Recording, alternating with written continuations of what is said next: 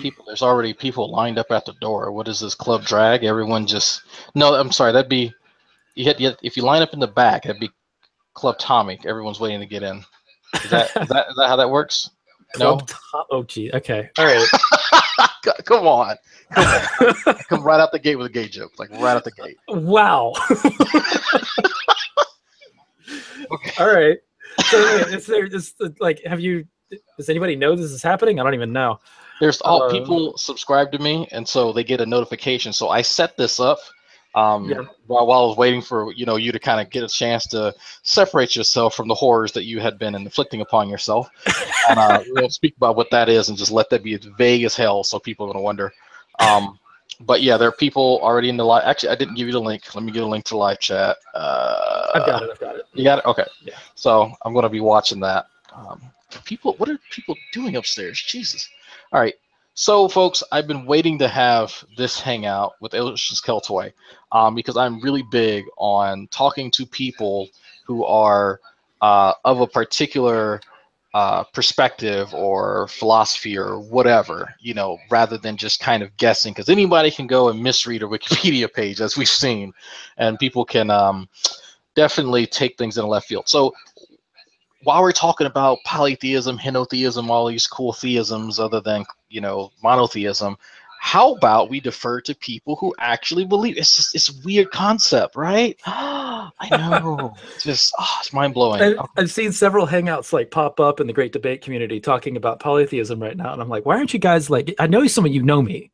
Like, fucking call me up, because there's a lot of times there's like disagreements in those hangouts where I'm just like, the face palm through the head emoji thing. Oh yeah. Like, that's often what I feel when I'm seeing people like start asking questions, especially when you're talking about relating it to Christianity. And that was largely happening anytime I see G-Man talk about polytheism, I'm just like, God damn it, dude, why? And part of the problem with G-Man is that on talking about polytheism is sometimes he accidentally makes a really good point, but he also doesn't understand why it's a good point. But he keeps like hammering at it in the wrong way. And there's a couple of ways that he could improve his argument. There's a couple of ways other people could improve their use of it, because it is an interesting like philosophical weapon at times. And I think that it has I think it's got a lot of better arguments for monotheism. The arguments that monotheism uses work for polytheism better than they do for monotheism a lot of times. So that's interesting. And if we have any butthurt theists that want to come and argue with that, and when I say theists, I mean monotheists who want to dispute that, you will be welcome in later. Definitely later. If Ocean's hurt your feelings, you can come and talk to him later. Just definitely later, because I want to talk about this stuff. This is interesting. Beyond that, the other thing that I'll say that'll get some butthurt atheists is to say that if there is a default position in philosophy, it should be polytheism.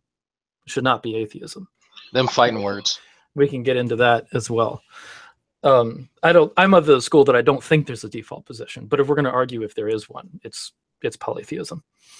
But where do you want to start? Do you want to start with the G-Man video where we had that, because that was kind of what inspired our conversation. Yeah, it was such a weird like tangent that he went on, and so I wanted to focus really more on, because I thought it was a good way to introduce polytheism, because how often do we actually get to talk about polytheism? So I was like, okay, cool. He's butchering another topic, so let's use this as a catalyst to start something new. So I want to try to define some terms for a second, because I see somewhat of his argument that he tries to use, and other people who are somewhat in his circle, and I keep seeing the word finite brought up, and I keep hearing like the description of corporeal. Do you get that feeling as well? Yeah, and those are two, like, we use those terms very differently in kind of polytheistic, if we could say, apologetics. It's a finite God is simply a God that is not infinite. That's all that it means. And infinite means not finite. So you just say that instead of being unlimited in power, it is a God that is limited in power. Like, say, if we take Odin for an example, Odin is not all powerful, nor is he all knowing. He's the most knowledgeable of the gods in the Norse pantheon. He's not, an infinite power, even though he has great power. You wouldn't say that Odin can do anything. You would just say that he can do many things, or more than other gods. Like, so also Thor, for example. Thor has great strength. He's not necessarily the smartest god, though. And all the gods in a lot of polytheist theologies their strengths are in different areas. Like Venus is a god, for example, but you wouldn't see her as a battle goddess. She's a goddess of love. She's not necessarily a fighter. So she's her strength in battle is not like that of, say, Thor or Odin or Mars, if you're going to go to a pantheon that she's a part of. And I think one of the common arguments, if you want to say that, one of the common things that I'll hear is that, well, since this deity is not infinite, then why is it worthy of worship, since it is seemingly superior or inferior rather than to a monotheistic infinite god? Right. I don't see why a god has to be infinite in order to be worthy of worship. That never caught on to me. I don't get that claim. If somebody wants to defend that, then great, but I don't get it. I've never had it explained to me in a way that I felt was satisfactory. Well, to me, it just seems like my God's bigger than your God. Like, that's literally what it seems like. Right, but to me, an infinite God is incoherent. So I'd rather worship a God that exists than one that is incoherent. I don't think the omnipotence, omnibenevolence, omnipresent, and there's another one, omniscient. Those things all together in one being just creates all kinds of logical problems. And some people think that they've surmounted those logical problems. I see so many issues with them that the solutions that have been presented are not satisfactory to me. So if you're going to be bothering with theism, then finite God seems to be the way to go to me. That's interesting. Because would you say that in a way polytheism has found a way not necessarily to circumvent the problem of evil, but better addresses it? Look at polytheism's got an interesting history when talking about morality.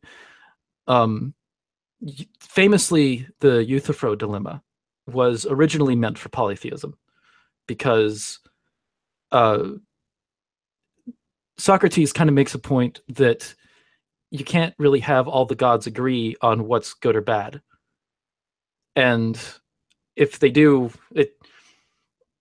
if you have all the gods agree on what is good, then where does that goodness come from? It's most often applied to the monotheistic God in a way that's really strict, because you only have one God. You don't have the contention, well, the gods don't agree, which is what the polytheist usually responds with. To say, well, there isn't a goodness that all the gods agree on. They clearly have very different goals and very different perspectives in any mythology that you look at. With Christianity, though, you have this like one idea of morality, and it all comes from this one God that is also the creator, that is also is in control of the afterlives. And yeah, he does it all, man. And the Euthyphro dilemma, when applied to him, creates this giant mess when it comes to where does morality come from, with his sovereignty over it or his authority over it. Both become like very much at threat when you use the Euthyphro dilemma, because either God commands it, or it comes from somewhere else. And if it comes from somewhere else, he's not in command of it, which means his authority is threatened. If he does command it, then it's arbitrary. We're just dealing with God's opinion. Who cares about God's opinion? I can simply say that I disagree with God and move on. He may be infinite and all that, but I still have my perspective. I can walk away with that. That's interesting. I would like to see monotheists actually try and I guess defend their position with such dilemmas. But since we don't have any here, we'll move on a little bit because there's already people looking to get in on this. I want to get into the meat and potatoes of this before we start inviting folks. Sir, Right. you saw the video With G-Man. with Yeah. G-Man, in fact, and you said you took notes. I did. want to hear that. I really want to. I'm curious, as a polytheist, what he got right, what he got wrong, and where do we go from here with this conversation? So he showed a 1 minute apologetics video, and I didn't investigate 1 minute apologetics too hard, but it seemed like they're a kind of Christian organization, and they were talking about polytheism, and the guy that's on there correctly notes that polytheism's on the rise.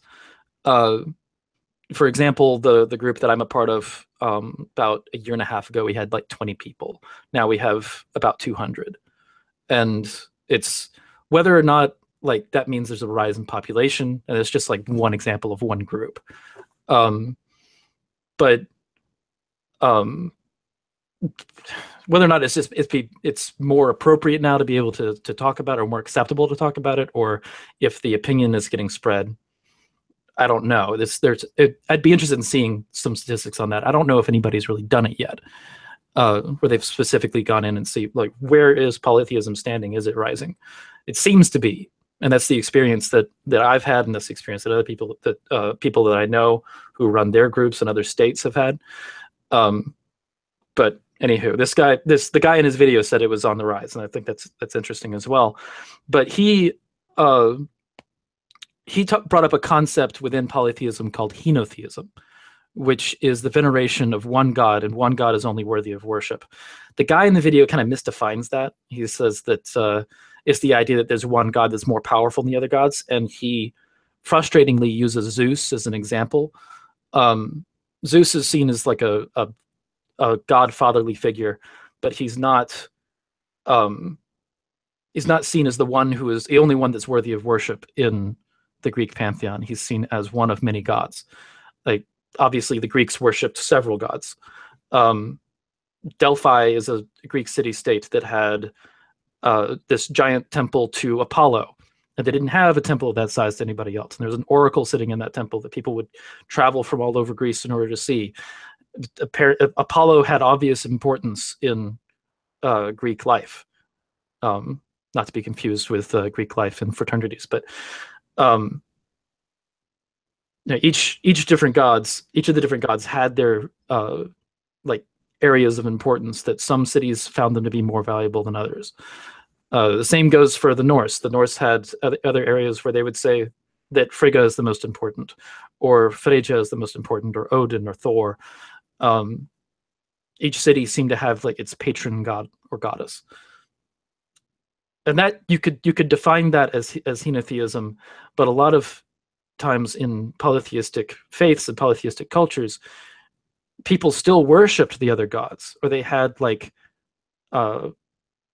personal altars to other gods. In a city that might be have the patron goddess of Frigga, they would have an altar to Thor in their house.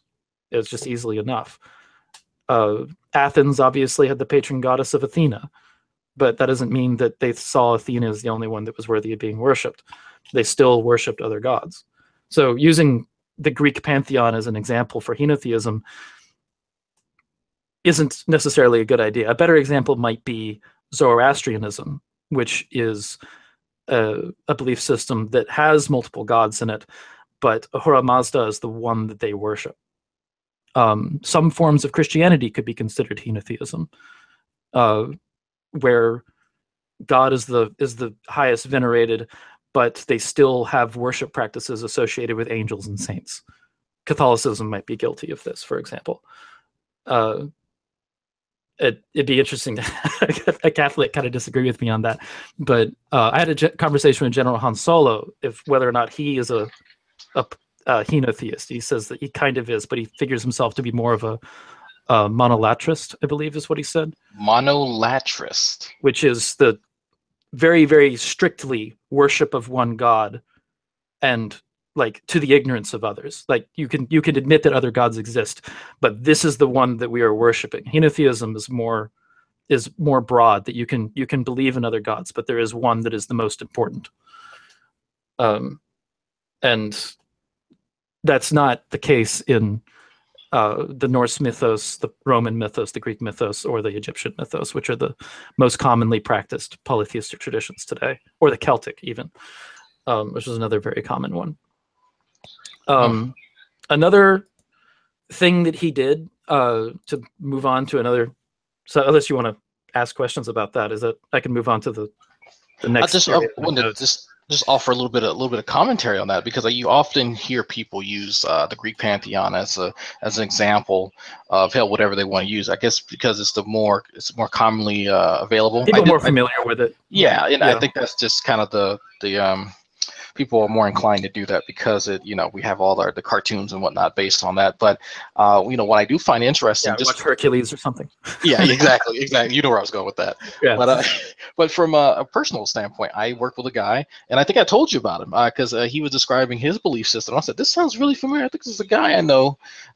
Name is blank, and have him on Facebook, and I want to say he has similar beliefs. And it turns out, you guys had the same. And this guy is in Northeast Maryland, way on the other side of the United States of you, and I would have never known unless I opened up myself to kind of hearing some of our Christian apologetics from our resident Bible thumper.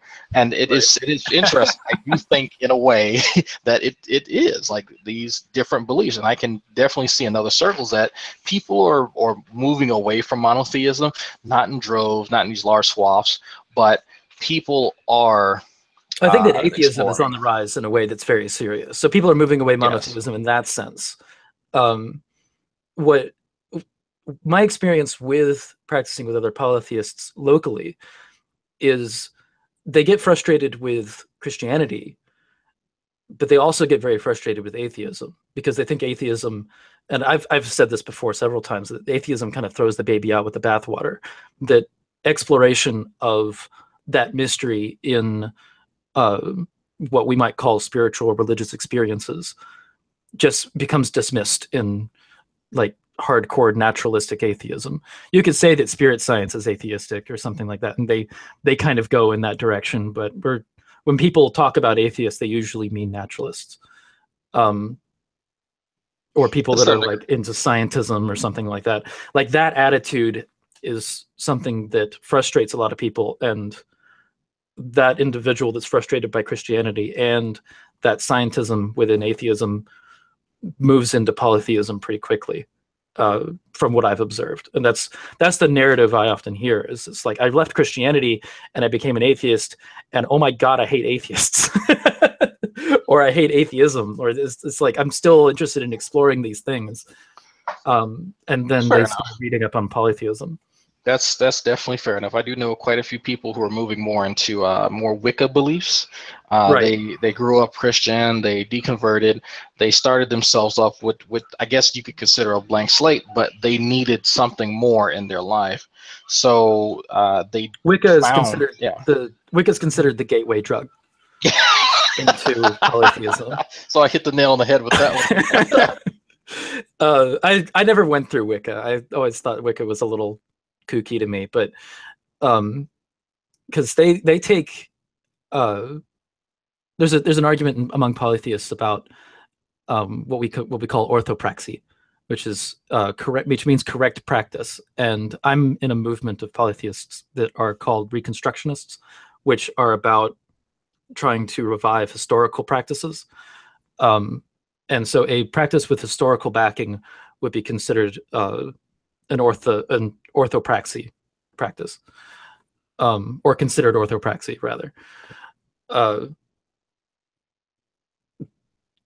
Wicca tends to go into what is considered eclecticism, and you can be an eclectic and a recon at the same time, but they reject the concept of orthopraxy usually, and they start just like doing their own thing. And there's something to be said for that. It's something that I've heard defended relatively well, but it's not something that I really accept. So there are disagreements among polytheists, but those disagreements, I was just to think about how we talk about them. I was in a Christian debate room a while ago, and I was listening to somebody just yell at a Jehovah's Witness, and listening to like the little subtleties that they freak out about, Christians do. And eventually it's just like, God, I'm so glad I'm a pagan. This is, we don't have these conversations. Yeah, and I think that's something that we should actually get on later. How you have, I guess, because when I hear orthopraxy and I hear people who are disagreeing with that, it's like, well, you have the new kids on the block and they're shunning all the folks who want to uphold all the stringent traditional rules. But I'm pretty sure it's way more nuanced than that. But that dynamic still exists in monotheistic religions and traditions. But you see it also much exists more vitriol. Right. The orthodoxy is what Christians are arguing about. It's correct belief. Orthopraxy is about correct ritual, and orthopraxy it's less controversial than orthodoxy, because with orthopraxy, there's more of an openness to it. You can practice something as long as you have some sort of historical backing. It makes a certain amount of sense, but orthodoxy with Christianity, you have this like written book, and you have to believe exactly what's in this book. And when there's questions of interpretation, you have to agree with my interpretation, or else you're wrong and your salvation is fucked and all this other stuff. Christianity has a lot of baggage with orthodoxy. You have to believe correctly. With polytheism, orthodoxy doesn't have that same amount of baggage. There's not as much risk to somebody believing in Odin the wrong way, You said what the practice of the orthodoxy within monotheistic traditions would you say that causes a lot of the vitriol that we see? Right. When you have a Calvinist yelling at an Arminian, it's an argument about orthodoxy. Like they're arguing over what the correct way to believe is. A lot of Christians don't argue over how you pray, right? Whereas pagans will bicker a little bit about how you pray. But there's it's more of there's more accepting ideas about practices. There's a friend of mine right now coming up with a divination system based on dice. It's inspired by the I Ching, and he's using Nordic runes in order to develop that system. The I Ching, is that a version of Dungeons and Dragons? What is that? It's Taoism, man. Come on, it's like I'm just busting your balls. No, that is definitely interesting. And it incorporates, I guess, Eastern Asian traditions. Is that it incorporates that concept, because that concept is pretty common in polytheistic traditions all over the world, about using chance to interpret, like using chance as a tool for divination, which divination to be communion with the gods and that. But he's using the structure of the I Ching of stick throwing and transferring it to dice throwing, because dice are readily accessible, and then coming up with a system on interpretation, which if you lay out this interpretation and then you play the game of chance associated with it, that's his logic behind it. It's interesting. It's not. I'm not sure what I think about it yet, because I'm still looking at it, but it is an interesting kind of approach to doing divination. This is somebody he offers divination services. So it's like tarot card reading, that kind of stuff. But it's funny that somebody who does that can also look down on tarot card reading. That's like another issue. But I want to move on to the supernatural versus finite thing. Right. Yeah. I think we really need to get in there. We went on a little tangent, folks. That's okay. Right. Yeah. Sorry about that, guys. But it's all right. I will ramble if you let me. Just kind of get me back on track.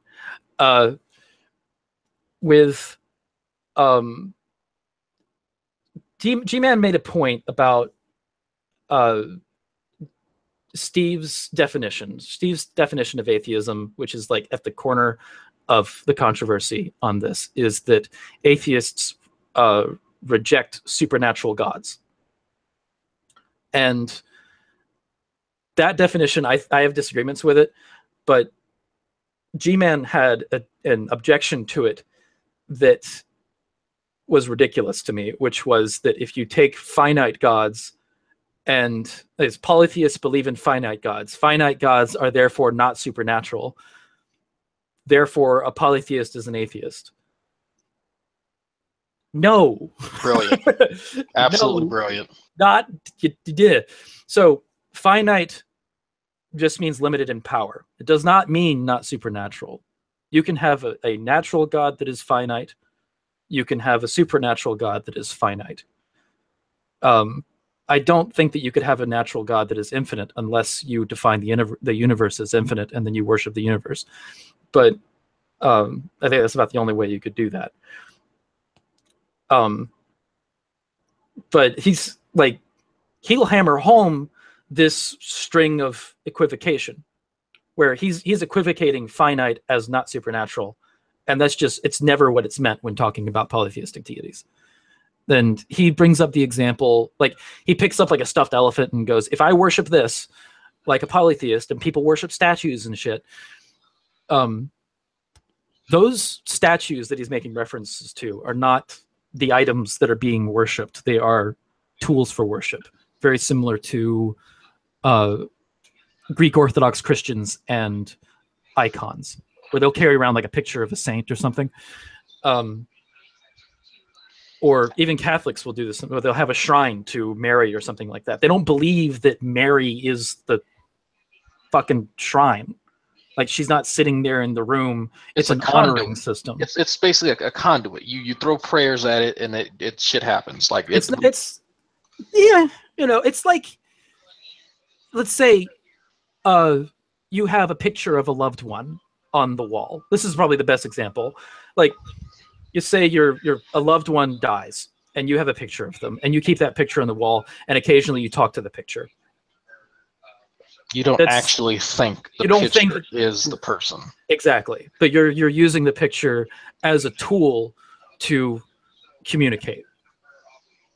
And whether or not, to the person that's doing that, whether or not the person hears it is kind of incidental. But they're not looking at the picture and going, hello, person.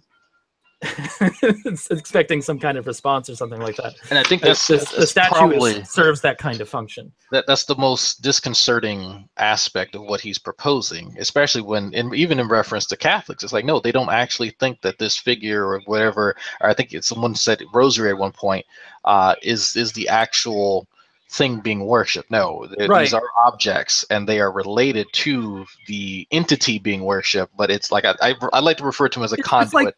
It's like saying G-Man's worshiping his hat. You know, the hat that he walks around says, I love Jesus on it. Yeah. Or a cross necklace or something like that. A lot of the functions of pagan statues are very similar to a cross in a church, or a cross necklace, or even a cross on the wall, or some kind of crucifix thing with Jesus on it, or a nativity scene. It's that kind of function as well. You don't... a nativity scene, when you set it up, is kind of an altar at Christmas. If you can definitely, if you go into a Christian's house and you knock over the nativity scene, they're going to see that as a disrespect to their God, right? Mm-hmm. Or if you take the cross and throw it on the floor. Same with a pagan altar. If you go into a pagan's house and you fuck over their altar, they're going to see that as a giant sign of disrespect, not only to them but their gods. But the deity is not going to pop out and go, hey, look. Right. You didn't knock over Thor when you knocked over the Thor statue. You just disrespected the space that has been set up for Thor in the household. Yeah, I think that needs to be highlighted here, folks, because that, even if you're not, religious in any sense, I think people understand the difference between well, Hogtie had a good example. What is it? Confusing the map for the place. I think, yeah, right. He did. That's a really very good. He used that for the whole using your reasoning, the reasoning bullshit that Arcane came up with. But it even works here. It works really well here because you're confusing the map for the place. They're not the same thing. All right? I could see a conversation with Arcane and Hogtie standing there, where Hogtie is looking at a map and saying, "No, Atlanta is right here," and then Arcane going, "No, Atlanta is right there," pointing down the road. Yeah, it's just like, oh god, just it's not there, you idiot. You think Atlanta's a pice of paper? This is why I'm pro-choice. Just, oh my goodness, just, oh god. Okay. I'm being mean. So wow, I'm being really mean. God, it is eviscerating. What the hell? He doesn't contribute anything at any point in time, any conversation. So I'm just like, I would probably agree with that. But anyway, okay. Back on a serious note. Okay, let's see. What's next? Also, I'm looking at my notes here. I would urge G-Man to look up a concept called finite godism, which is a Christian. There's Christians that believe this, where the Christian God is in fact a finite entity rather than an infinite entity. And there's other monotheistic traditions that follow something along the line of finite godism. But that would be a good starting place for him to learn more about the differentiation between supernatural and finite, because finite does not mean natural. That's just really the point that I want to hammer home, is that that's not the same thing. He does bring up earth worship, though, which is the next thing I want to talk about. Something you're familiar with personally? Yeah, I mean, I was a Celtic polytheist for some time, and there's a bit of earth worship in that tradition. When he starts talking about supernatural, though, and he defines supernatural, and then says that the Big Bang is supernatural, I laughed really hard. Yeah, that one was like, wow, okay. I think it's great. I think it's a fairly good point, because like the atheist or the naturalist assumes that the Big Bang is natural, but they don't have very much evidence that the Big Bang is natural. And the evidence that they would use to say that the Big Bang is natural is fairly unobtainable. Like they've mathematically figured out evidence up to like the second nanosecond or something like that, but as far as like the event itself is still fairly unobtainable. So even if a god is not involved, you could call the Big Bang supernatural. And I just think I find little things like that funny. So I think he made a good point there, but like G-Man, he makes a good point and then he doesn't use it. He says that and then he moves on. He doesn't say that atheists believe in the supernatural by going with the Big Bang. He could do that, and he could run with it, but he didn't.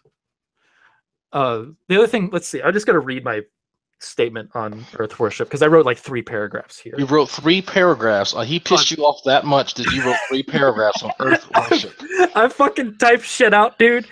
Let's see. Oh, man.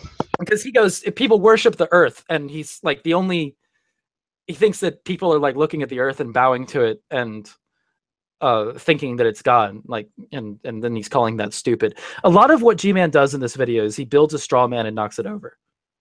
Like that's the surprise of literally no one. That's the big thing that he does in this video. He does it with the definition of polytheism. He does it with concepts within polytheism, and he does it with earth worship as well. I'll just read this. It says, some people worship the earth as supernatural.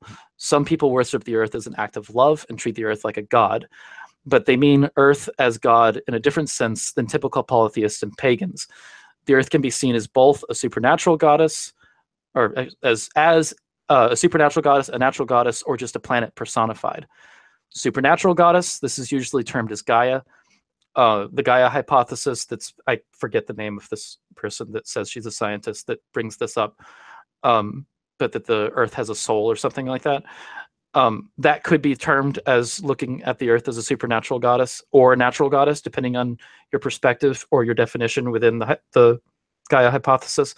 But generally, Gaia is seen as the earth as a person that we walk on, that there's a soul behind it, there's an entity behind it, and that entity that is the soul of the earth has some kind of agency.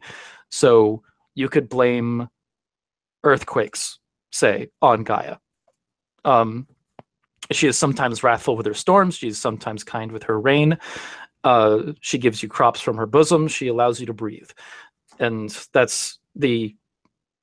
those same concepts can be applied as, I have great respect for the earth, I treat it like a god, all the way to, I worship the person that is the soul behind the planet. The perspective doesn't change much with a natural goddess or planet personified, other than the source of the personhood.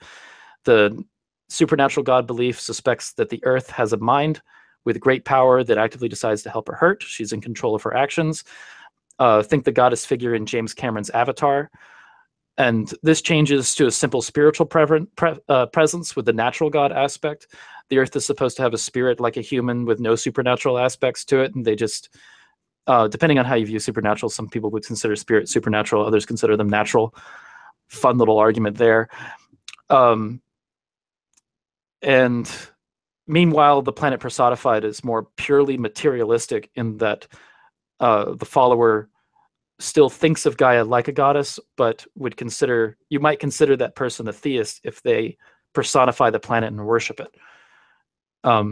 This is where we get into, there's a couple of concepts that get into Steve's definition, and that would be like the next section of my notes.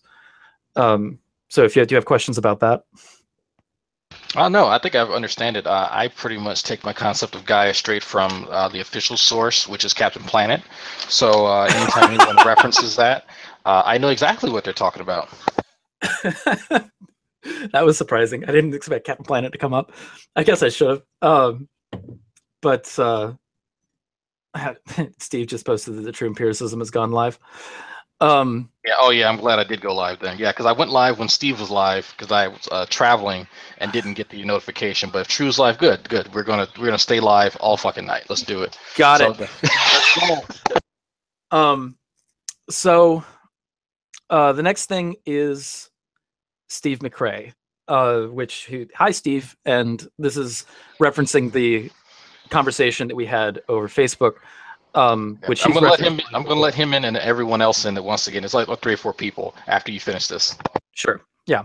And Steve, like, I'm gonna try and honestly represent Steve as much as possible with this. And if I misrepresent you, Steve, I'm sorry, come in and correct me.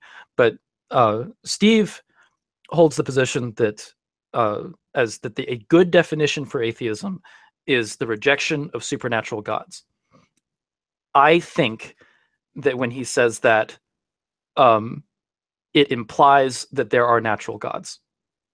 So, because when you define God, and the way he defines God is supernatural entity, is supernatural, divine kind of thing. So supernatural is encased in his definition of God. But he chooses to use the word supernatural in the definition anyway. So there is either a redundancy or a clarification when he uses that definition. And since an honest interpretation of a definition suggests clarification rather than assuming a redundancy, you then walk into the implication that there would be natural gods as well.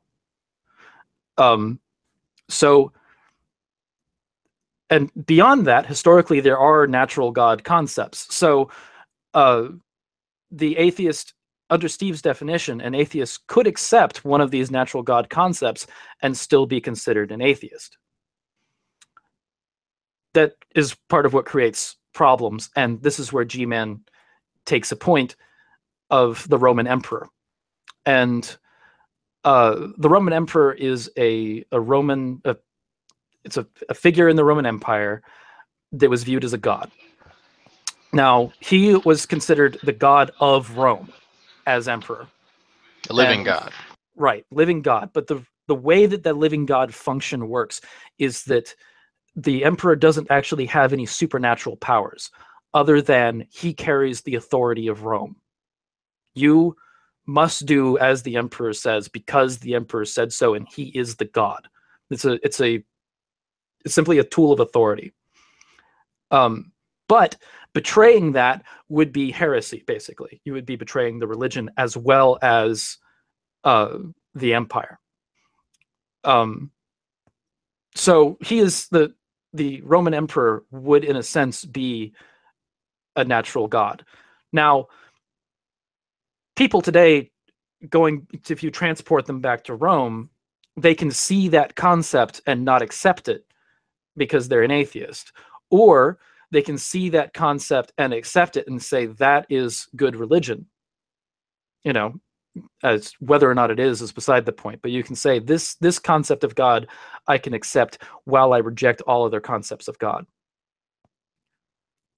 I would call that person a theist. I don't think I would call that person an atheist. And I think that's where we get down to the whole nuancing what we mean by the word God, because it's like calling someone Lord. Well, if you talk to a Christian about the word Lord, Right. that is referring to, of course, Jehovah. They're referring to their patron deity. If someone says Lord, someone to me, my first thought is Naruto, Lord Hokage, Lord Kazekage. Like, that's what I go to. But they Lord, mean when used in the medieval context, the Lord, when used in the medieval context, was a term that was meant to be that this person carried the authority of God, in the similar sense as the British Crown. The British Crown is based on this concept of authority being passed down from the god. The Roman version of it is very similar to the British Crown concept, except that it doesn't have that there's no authority that needs to be given. Rome has the authority itself, and the emperor is incarnate in that, without any supernatural components. He is Rome, and Rome moves when he acts. So that's the distinction there between the historical concept of the reason why we have the label, the title Lord, and the title of Emperor. Now, Steve says that this concept is meaningless to him. It's not something he's interested in talking about. The problem is that if G-Man takes this and actually, like, he's made this point before, but he hasn't made it well. But if I was in like a competitive debate with Steve, I would take this concept and hammer it over and over again until he changes his definition, because it works with his definition that he's saying that you can be an atheist and still worship a god. I think that if you just drop supernatural from the definition, then you still have supernatural in the definition because you have the word God there, and you can just define God as saying a supernatural entity. But even that still creates the same problem anyway. But you should say any concept of God an atheist rejects, even natural concepts. So even dropping supernatural doesn't work. He would have to drop supernatural and use a colloquial definition of God that covers all these different concepts that atheists would reject without being a theist, or in order to not be a theist. It almost seems like you have to jump through a lot of hoops just to tell someone you don't acknowledge anyone that purports to have supernatural abilities, or any non-corporeal beings that have supernatural abilities. It's the thing with Rome. The Roman emperor he doesn't have supernatural abilities.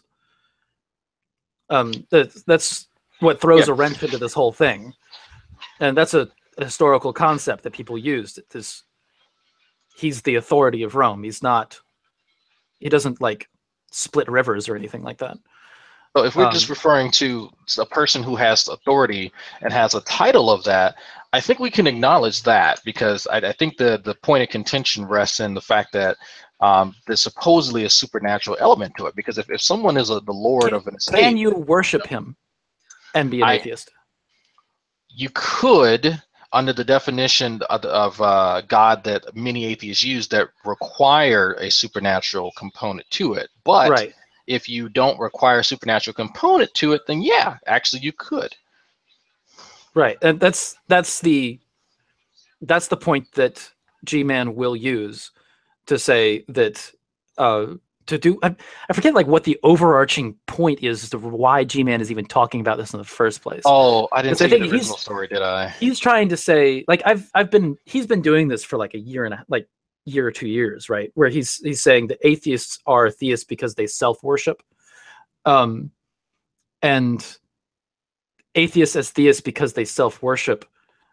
You have to get into Satanism in order to have those concepts talked about, because I don't think that a lot of atheists reject those concepts within Satanism, that you need to worship yourself. The other argument I've seen Christians use is that because people are the arbiters of their own morality, they make a god out of themselves and worship themselves in that sense. And that's an argument that I think it's screwing up an atheist's intention. They're not seeing themselves as a god. And I don't think you have to be an arbiter of morality in order to be a god. Well, that if you're talking about the definition that G-Man wants you to use, if you deem yourself the final authority, then you yourself are a god. And that's where I've tangled with him myself. And I said, well, me being some type of authority does not inherently make me any type of god. And I specify, I mean, supernatural deity now, that's what I refer to. But if you say just the title of God as one who has authority, then we're talking about something different then. You're not the final authority. Atheists aren't the final authority in their own shit, though. Like, so if an atheist, in order for an atheist to be the final authority, I think that he would have to have some kind of control over what is true in a natural sense as well. So to say, like, water flows up is something that an atheist would have to be able to do in order to be a final authority, right? But that doesn't happen because atheists choose for it to happen, and they don't believe that that's going to be the case. The only argument that Christians are making on that is with respect to morality, which, fine. People make their own decisions about what is right. People make collective decisions about what is right. I think the problem that atheists have when they get into this conversation is that they're too stuck on the personal aspect of what morality means, and they aren't introducing into it the collective aspect of what morality means well, because a lot of them appeal to law instead of cultural agreements, societal agreements about what is good, or genetic, or like will sometimes say that things are good with an appeal to what we are as humans. Like our evolutionary history dictates a lot of our morality as a social species. If we were ants, we'd have a completely different moral set. And because ants have a completely different moral set, it doesn't mean they're the final authority on it. It just means that their morality that they see is an effect of their background. In large part, humans have that same concept where morality is an effect of our background. Anyway, that's another topic for another time. You say that too loud, Thaddeus will take that topic and murder it, and then try and start a hangout. So on that note, Steve, Alvin, welcome. Burn the witch. Yeah, I want to make Osher brought up a good point about the naturalistic deity, and I think it broadens a bigger issue of the term God can become quite arbitrary real fast, right? I mean, if I proclaim this cup in my room is my God, I mean, I could do that. You know, I worship this cup, and I can even prove to Steve my God is real. Here, look at it. This is my God. It's a cup. But so would that make me a deist? I mean, technically, I don't have a long time. I don't know. You have to believe that the cup created the universe, but what I don't believe that my God didn't create the universe. It's just a cup, and I'm just right. I know. But if you're going to say deist instead of theist, then you're deist. Yeah, I said deist. Yeah, my God is my cup.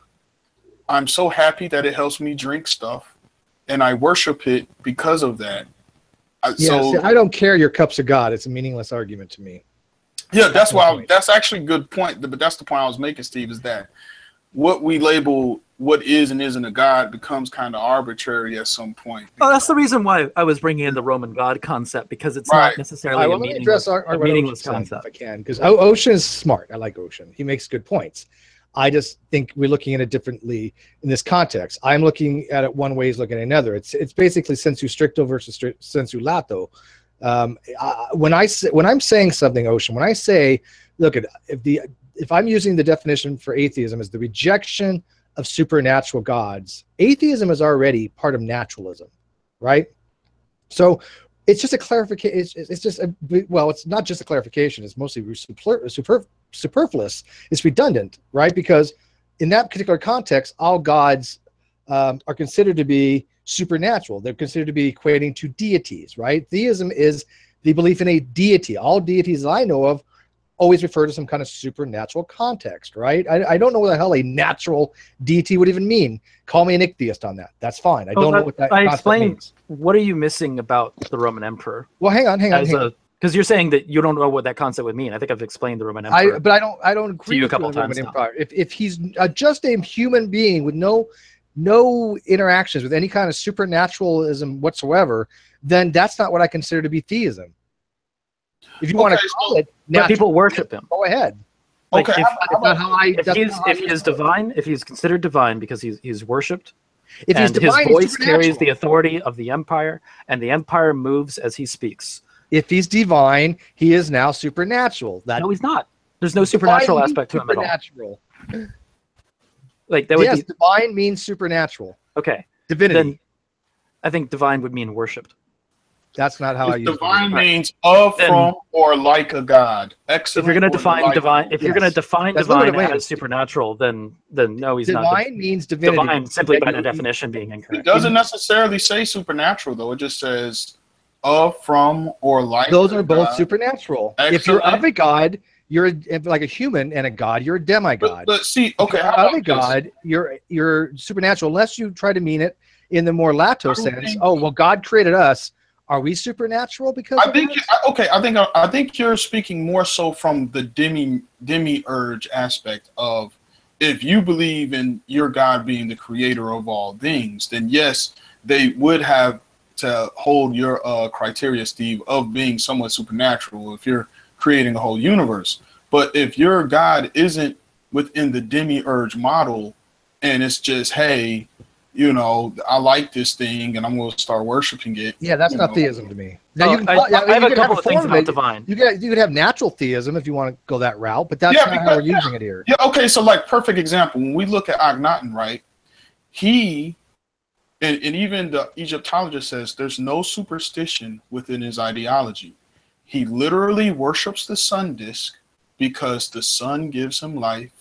The sun, you know, if he would not be able to live if it wasn't for the sun. And therefore he worships that and gives it thanks. And he doesn't even believe that the sun can talk back to him. So he's literally worshiping the sun, and the sun actually does stuff for him. Being that if that sun didn't exist up there, he wouldn't live. So he thanks the Aten for that. So that would be a naturalistic deity that, you know, you can actually see. And Yeah. atheists could then turn to that and say that you're thinking that that disk is irrational because there's no need to thank it. It didn't act for you. Right. Yeah. You know, but And there's always a trivial But it case. wouldn't Like I have to use be the example, supernatural. if your name was God and I believe you exist, according to G-Man, That's his not what we're reasoning. talking about. Well, but it is what G-Man's talking about. no, it's not. No. It is almost the same thing. He is saying that if you believe something is a god, whether you are a god, right, because you're your own god according to G-Man, or you have worship of an object, right, then you can no longer be an atheist. That's where my disagreement with G-Man takes place, because I think I don't that- care you call yourself a god in the naturalistic sort of sense that G-Man's using it. To me, that means nothing. It doesn't give you any sense of I think divinity. that your sheer denying of the concepts of a natural God doesn't mean that he can't use it to whack you. He can use it any Like, way he he's- wants, but it doesn't he interfere is- with how I'm using these words. What I'm saying is that it still applies, and It's a trivial it's still- case. No, it's If a you very see- important definition difference. So, as you're saying that atheists reject supernatural gods, that Which is means true, right? any religious concept that is of worship that is outside of supernaturalness is not an exception to atheism. But Ocean, when I wrote on there, atheists deny supernatural gods exist. Is that a true or false statement? It's true but incomplete. Okay, G-Man says that statement's not true. That's what he was arguing about. I'd say that it's true but incomplete. That it's not a whole definition. But It's a partial it's definition. either a true or false proposition, right? It's like saying that. Let's see. They actually do need to tweak. I don't like. I think because there's so many nuances in regard to that, and we're actually discussing those nuances. I actually think the dictionary needs to tweak the definition, because right now it's just a lack of belief in God, right? It's That's like a saying no. definition. So Steve, it's like saying ants are fire ants. It's true. Okay.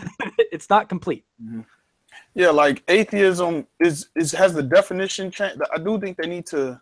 No, Alvin, you're talking about colloquial definition. The more rigorous ones you find, like in Stanford's Encyclopedia of Philosophy, actually calls it Okay, yeah, so what's the rejection of theism. Stanford? One of the problems with the Stanford Encyclopedia is that, and polytheism is taking advantage of this, where a lot of the disagreement between atheism, that a lot of arguments that atheists make against theism is restricted strictly to monotheism. So arguments against polytheism are not being made. So when you're saying that atheism is the rejection of supernatural gods, from a philosophical standpoint, there's truth to that, in that that's how the arguments tend to go about. I agree with you there. Polytheism is throwing a wrench into this whole thing, and that's what G-Man is attempting to do. Right, but here's the problem, though. Philosophers that have been taking advantage of this, and I agree with you. I agree with you. But here's the problem, and actually, Stanford Encyclopedia actually goes into that. It talks about that with polytheism. But but I think that it says that the polytheistic gods are not really taken seriously in the philosophical community, which has been changing in the last 10 years or so. Sure, but if I acknowledge just because of arguendo here, I'm not accepting naturalistic gods exist or not. But let's assume for this discussion that they exist, whatever they are, they exist. If you have a belief that a naturalistic God exists, right? Does that automatically make you a theist in the way you're using it? Because if I say, look, money is my God, I worship money, that is my naturalistic God. Yeah, I don't make the jump that that's theism. It depends on whether or not you're like actively worshiping it. Yeah, I don't care if you're bowing down, kissing it, wiping your ass with it. That's not what I consider. I don't know if wiping your ass with it would be appropriate. I think it is that we're limited to generality when it comes. I would consider that, if you take it seriously, I would consider that theism. Yeah, because it's like that's story different. If somebody did literally put candles around money and had an altar to it and wrote hymns and prayers and sung chants in regard to money, I would actually call them a theist. I think that atheists would probably take issue with it. There are atheists that say, I reject that concept. You could say the money spiritually or something makes me feel good, so it gives me a spiritual high. Yeah, right, but is that something that an atheist would be like, have no issue with? I do think we can do this thing. Like, usually when somebody says, do you believe God exists?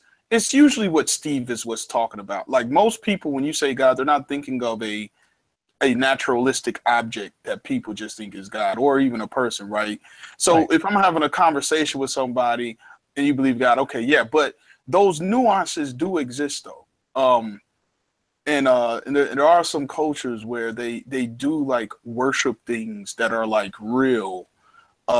It's something like someone almost like pantheism, where it's like you're looking at the creator all around you. You know what I'm saying? The trees, the rocks, the sky, all of that is the creator. So that's kind of naturalistic theology, isn't it? Yeah. It's a naturalistic, and if I'm not, I think there's some atheists that say they're pantheists. You know, I don't even necessarily. Are you talking about like Spinoza's God? Yeah, but pantheism like generally falls under atheism. Yeah, like the Einstein God. Yeah. I think that generally falls under atheism. Does somebody who has like religious ritual to Spinoza's God, like it has an altar to Spinoza's God? Yeah, I don't know if they don't do that, but a lot of things with atheistic religions, so to speak, like you have Christian atheists, for example, people that do ritual without belief. I know tons of Jewish atheists. Right. But do they? Cultural, sure. Well, no, not even cultural. People who go to synagogue and all that stuff. Yeah, they go to the services. Sure. Christian atheism is popular in Catholicism in Europe. Specifically, I think the Netherlands has got like a really high percentage of Christian atheists. Yeah, they still go to church. I don't understand. You know, in Iceland, right? But they what they do is they like Jesus. They like the ideas that are presented with him, but they don't actually believe that the deity exists. They don't worship the deity, but they still do a lot of religious practice. And they say that they are Christians and atheists at the same time. Makes a certain amount of sense to me. But if you have an atheist that is worshiping something that exists, like himself or money or the Roman emperor or something like that, look, then they would be a theist in my view. Like this, you could say they're an atheist theist. this is kind of when I get smacked. Yeah, with there's no contradiction there. Hey, Osher, this kind of reminds me. So it would have to be theism to me because they're still worshiping something. They're doing a practice. They're taking part in a religion that considers something in veneration that they view as a god. I don't, hang on, Alvin, one second. I don't see how the word worship plays into part of what we believe. The Dasastic belief, right? The believing with a God exists. Like that's what we're talking about. Rather, well, he's a mesotheist, but what we're talking about when it comes to God, it's a matter: do we believe God or gods exist? It doesn't matter what we worship. I can worship a donut. It has nothing to do with my belief whether a god or gods exist. They're two different things. But if you believe the donut is God, yeah, are you an atheist? Well, again, that's different. If I could worship something and not believe it's a god. You know what? You didn't state that. Hey, Steve, you know what this kind of reminded me of? It's kind of reminding me of when, like, an atheist tells me, Alvin, you're actually an atheist because you don't believe Vishnu exists, or you know, so you're an atheist to all these other. That's not the same thing, though. That's atheistic. I mean, yeah, that's what I'm saying. I'm saying that it's kind of like that thing where we're talking about where if you just say this thing is God, then okay, you proclaim this thing as God, then you're no longer atheist anymore. You're a deist, even though it's just an arbitrary thing that you're just now saying God. So it's well, atheism is the broad category, right? You can say, look, like for example, I am atheistic towards certain gods, right? I don't believe Zeus exists. I don't believe I don't believe that you know, the young Earth creationist God exists, right? So I am atheistic toward those gods, but that doesn't mean I'm an atheist. Atheist is I don't believe that any God exists. I don't. I don't hold that belief. Right. Yeah, it's a and even when we get back to the polytheism thing, I want to touch something Osha said earlier, where it's just funny when you do see certain Christians having certain images and objects in their house and bowing to them when it's directly against like the Ten Commandments. Depends what you mean by graven idols and yeah, like even if say again. Well, okay, yeah, because you were. Well, wait, real quickly. I want to people in the live chat. I want kind of opinions from you guys. Would you consider someone who worships the Roman emperor an atheist? Go ahead, Alvin.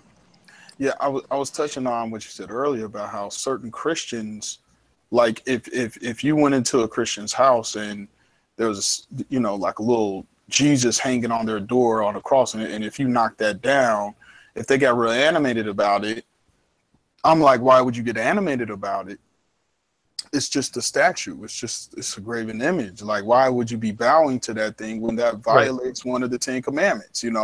That's why when you go into these Roman churches, it's kind of interesting how, they bless items like crazy. The idea of a relic is sort of an idea of a graven image. Yeah, I mean, and here's the thing. See, but then again, you also have the Ark of the Covenant. Yeah, so here's the thing. The issue is not necessarily having an image in your house. You can have an image in your house of, you can have a statue in your house.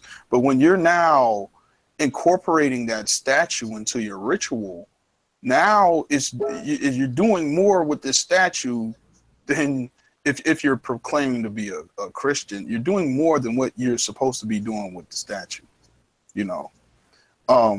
So but sometimes it can just be, for example, like, if I take Jesus and I put him in a jar and piss in the jar and I call it art, like that one guy did, that is considered to be sacrilegious to certain people, right? It's just an image. It's just, but what it stands for.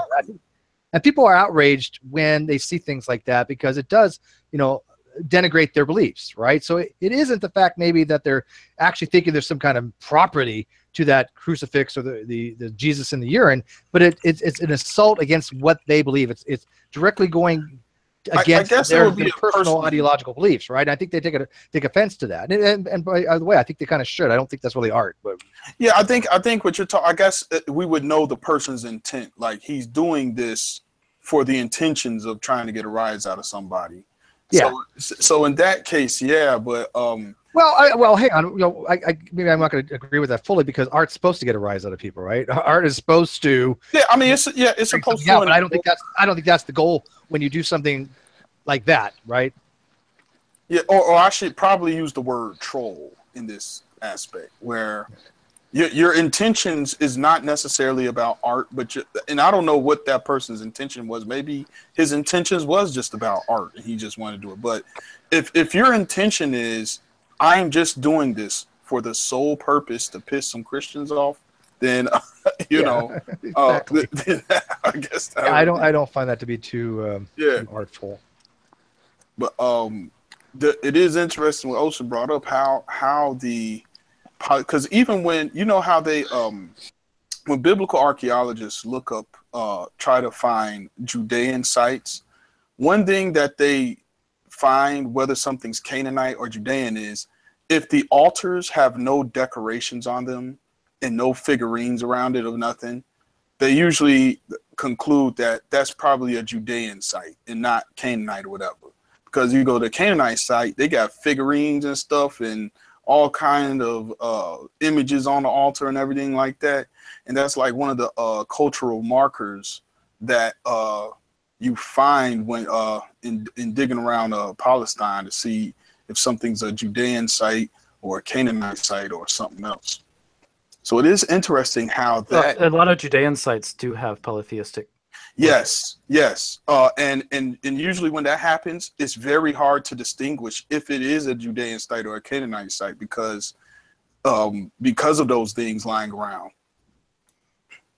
I think the idea is that they're all Semitic peoples and that the Jews came out of like a Canaanite group, but they're the monotheism actually seemed to have come much later. They were polytheistic in Ocean? Even when the Exodus was supposed to happen, they were still considered kind of even according to the text, throughout the history. Yeah, they had polytheistic tendencies in the text. They were primarily polytheistic. I mean, it was so bad to the point to where even God said, I must have just written this law in vain because y'all. It depends. Because like General Han Solo will say that he doesn't deny other gods exist. Right. Yeah, I got it. So, that's kind of weird with General. By the way, there's a question on the table. If we worship the ass of Sarah, does it make us theist? Because I'm okay with that. I'm okay with that. I think that if you apply godhood as a title to something, sure, and you have the veneration, you have the religion around it. I venerate it. I do venerate it. Right. Yes. Then you're venerated all night long. Right. But when it comes to when it comes to General, I love General. I really do. But okay, I know what he's meaning by what do you call it? Monolatrism. Monolatrism. So basically, he believes there could be other gods, but he strictly only worships as one. Oh, the henotheism. No, I asked him about henotheism, and he rejects henotheism. He says that it's technically true, but he likes monolatris. But I don't better because it's a more specific definition. But I don't know how he can get away from the henotheist title. Right. No, he doesn't deny it. So he says he is a henotheist, but he prefers monolatris because it's more specific of a definition. Okay, I agree with. Monolatris is a type of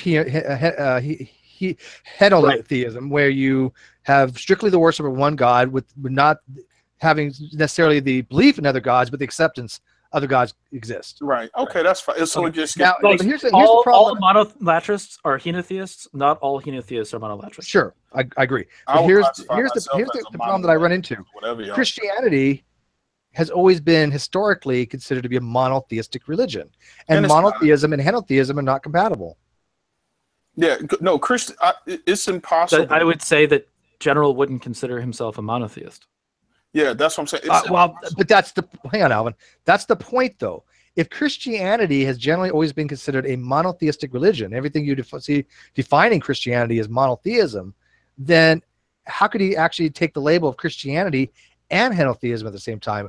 I have to do some research on that. I don't. Again, it's a lot of Christians do consider, like, this is a small group of Christians, but there are Christians that consider Christianity to be henotheistic or even polytheistic. So they're changing. Muslims, for example, will say that Christianity is polytheistic.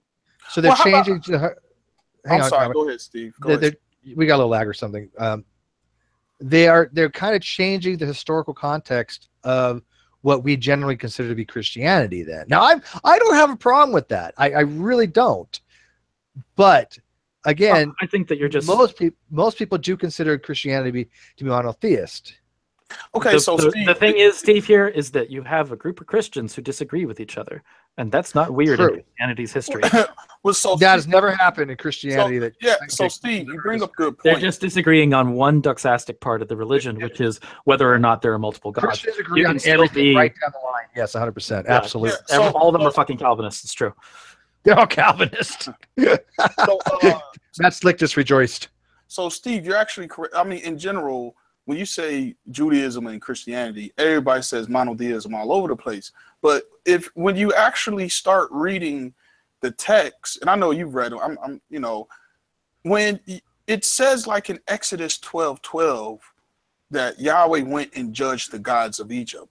Now, if no other gods are in existence, how can he do that? It's like.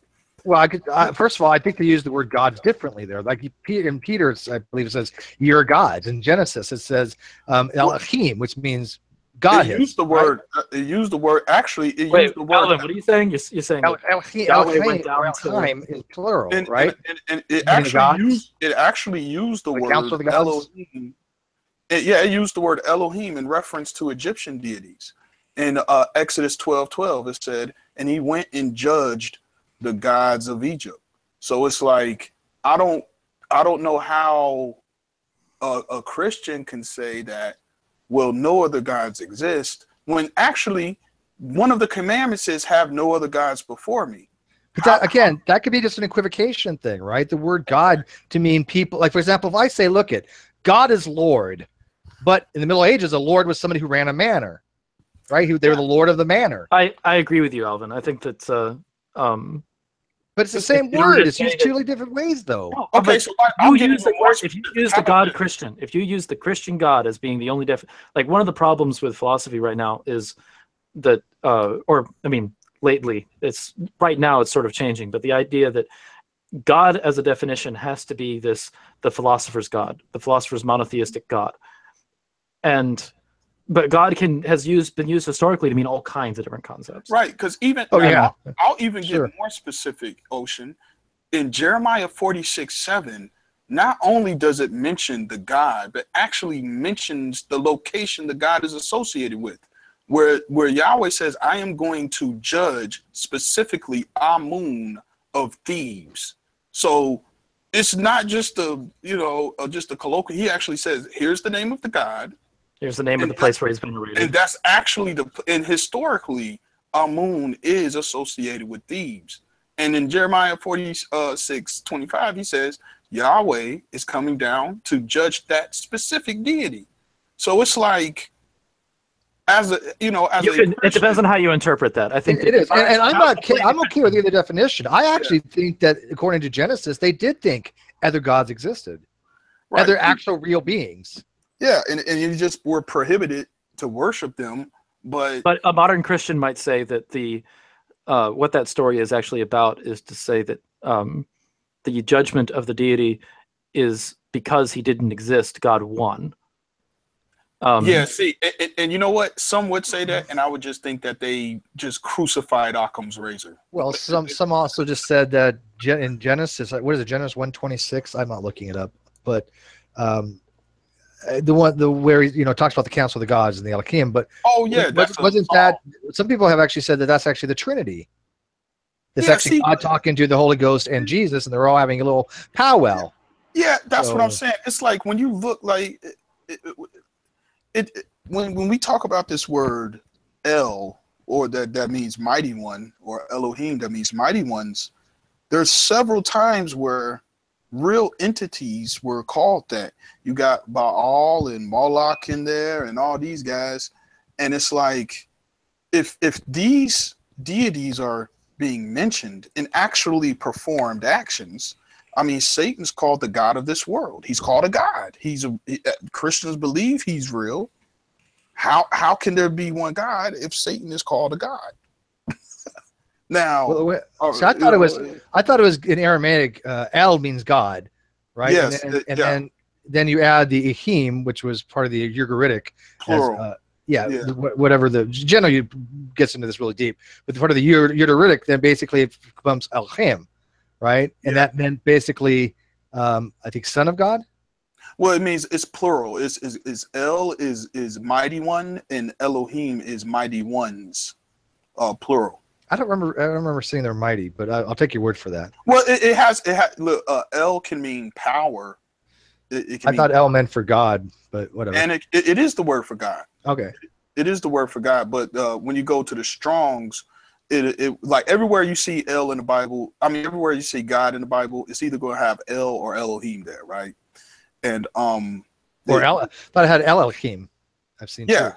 right. Elohim, that would be the plural version of it, where it says gods, and actually that's what you see most of the time when you see the word God in the text.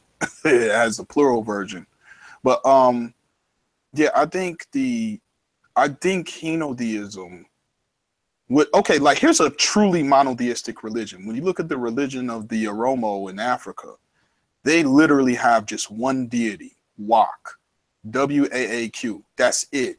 There's no other spirit or thing or anything else. It's just Wak created all of this stuff, and that's the only entity that exists. Now that's true monotheism.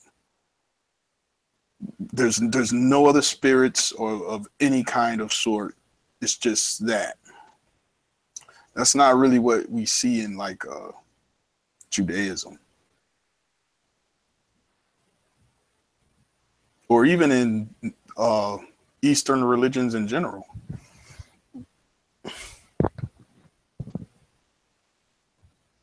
So I guess, is this in response to a G-Man video or something? I guess that's why No, y'all. it was kind of. That's the main thing. Ocean and I were talking on Facebook. I did have for a little I have while. one last note, and that is about G-Man and his hat. I think he looks better without the hat. I don't know why we're. Oh, by the way, yeah. But hey, Ocean, I'll tell you, having conversations with you is epically better than trying to ever have a conversation with G-Man. No, I agree. It's just. We will have a conversation. It'll follow a thread. Yeah. In other If you have a conversation with G-Man, you'll be. Well, Alvin, in Ocean- other news, I am taller than Vern Troyer. That is another. Water is also wet. Yeah. I don't think so. Actually, I'm not sure about the whole water and wet thing. Actually, that's been a discussion that Tyler and I have been having the last couple of days, whether water is actually wet or But not. water is DNA, though, Steve. Well, yeah, we kind of figured if water is But wet, DNA and we'll all die. So If DNA is wet, it dissolves. it loses its nucleotide sequence. Just Right. ask Ronnie. I just wanted to help explain what G-Man. Psycho. What's going on, Steve? I got just wanted to excited. help. I heard your voice. I just wanted to help explain what G-Man is trying to say. I think it's a horrible argument, but what he's actually trying to say is like, you have this segment of group of individuals out here in our community called 5%ers who actually believe that they're actually gods. They actually believe that they're Right. gods. Right. Now, being that they believe that they're gods, and I actually know some 5%ers in G-Man's head, that means that I must be a theist because they believe that they're gods and they worship themselves, and I know that they exist. He's used that argument against me. Yes, not the 5%, but same what thing. he doesn't understand is I don't believe that they're gods. So this is the disconnect. But Psycho, if you did believe that they were gods, would you be a theist? Yeah, I believe so. If I believed they was gods, yeah. I don't know whether or not they consider themselves naturalistic. But you're exactly right, Cycle. That's what G-Man has said. If he says here's X, and this person believes X is a god, and you agree that X exists, you're now a theist too. My point about G-Man is that while I agree with both of you, this is a dumb fucking argument to say that since you believe other things that people worship exist, then therefore you must be a theist. He accidentally tripped over a good argument in the middle of it, which is the concept of the Roman emperor, which I think is a great response to Steve's particular definition. And that's something I don't think that G-Man will harness that, because I don't think that he's good enough at explaining that concept to really run with it. But he could. And that's the reason why I was having my conversation with Steve about this, because I think that G-Man's right on this issue accidentally. I don't think he realizes the argument that he made. honestly, because I don't think that he's really familiar with the concept of the Roman emperor as much as I am, as far as the particulars of this, because it doesn't work the way the rest of his argument does. It works in a way that's different. But you put it as a theistic argument, right? I'm putting forward it's a theistic idea, even though it's a completely natural entity. Okay. Even like with the pharaohs, they're called pharaohs are supernatural. Yeah, they were definitely supernatural. Yeah. Pharaohs were from the skies. The differentiation between Roman emperor and pharaohs is pharaohs were considered to be supernatural gods that existed. They were believed to have powers. Roman emperors were not considered to have any. No, they weren't. They weren't considered to have powers. The Roman emperor. They were considered materialistic entities that were the authority of Rome. That was the supernatural power. Like, if you could call anything to the supernatural power, that's the reason why they had the label of God, was that they carried the authority of Rome, which was something that it's a civic thing, right. But it's integrated with the religion, because in Rome, civics and religion were united. They didn't have a separation between church and state. It was combined. I just saw a thing where there was this real repugnant emperor. I was talking to apostate the other day, and he was so terrible. He was like a cross dresser, and he was just everything. He worked as a prostitute. Like, he was like 14 years old doing all this. It was like Elagabalus. What was his name? It was some crazy name. And where he messed up was he was having sex with everybody, but he started having sex with the vassal virgins. Now, that's when they said, you know what, we got to get rid of you, because now it's a matter of state security, because you start messing with the vassal virgin and you're not giving the right offering. They feel that Jupiter and Mars and all these guys are going to come down here and mess up the empire. So they took care of him. Like that vassal, and sometimes vassal virgins were blamed for stuff. Like, if stuff started going wrong, it's like, well, one of them must have messed up.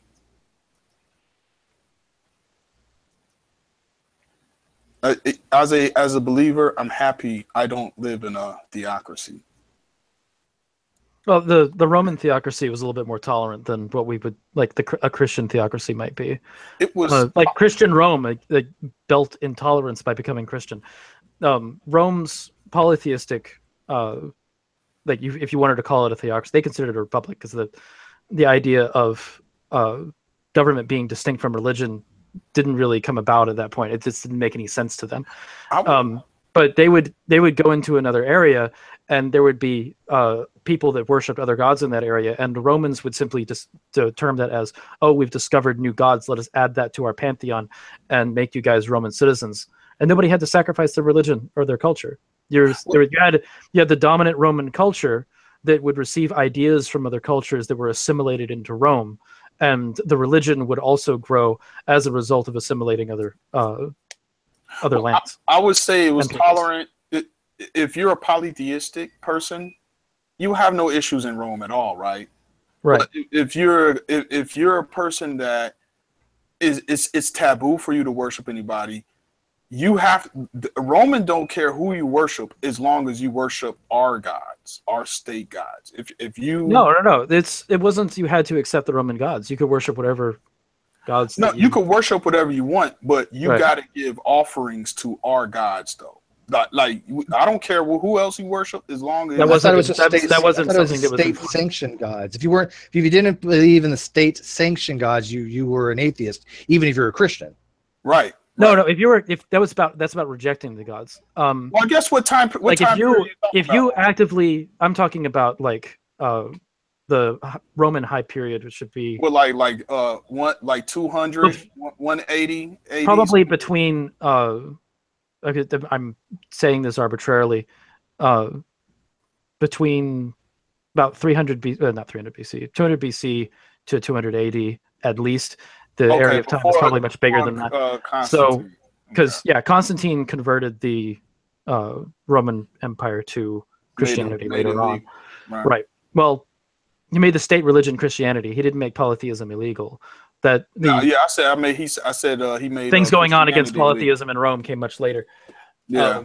But you could believe in other gods and still be a Roman while not worshiping Jupiter, but you believe that Jupiter exists. Christians, on the other hand, Christians have an intolerant view of other gods.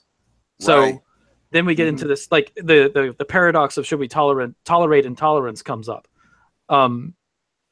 But that's how does it make sense for the Roman religion to tolerate a religion that doesn't tolerate their gods? Yeah, that's what I was trying to say. That's what I was trying to say right there. It doesn't make sense to do that from the perspective of the Roman. Where you're trying to keep everything in control. You need everything in unison, and ultimately that's why Constantine made Christianity illegal, because it just became a situation that it's not going anywhere, and it kept growing. And he was like, listen, I'm not going to keep trying to swim upstream. It wasn't that. Constantine's situation was a little bit different. He didn't want, several Roman emperors had been assassinated before him, and he had just united the empire and became that's what I was saying. Yeah. Emperor. But he moved the capital to somewhere else because Rome had become degenerate as shit.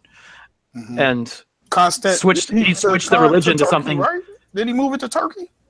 Yeah, he moved it to Constantinople, Byzantium, Istanbul, whatever you want to call it. I say Constantinople. He moved it to there and named it Constantinople. It was considered New Rome at the time. The name Constantinople came later. It was called. It was Rome 2.0 is what it was. Right. And he implemented Christianity as a religion because he believed that would clean shit up.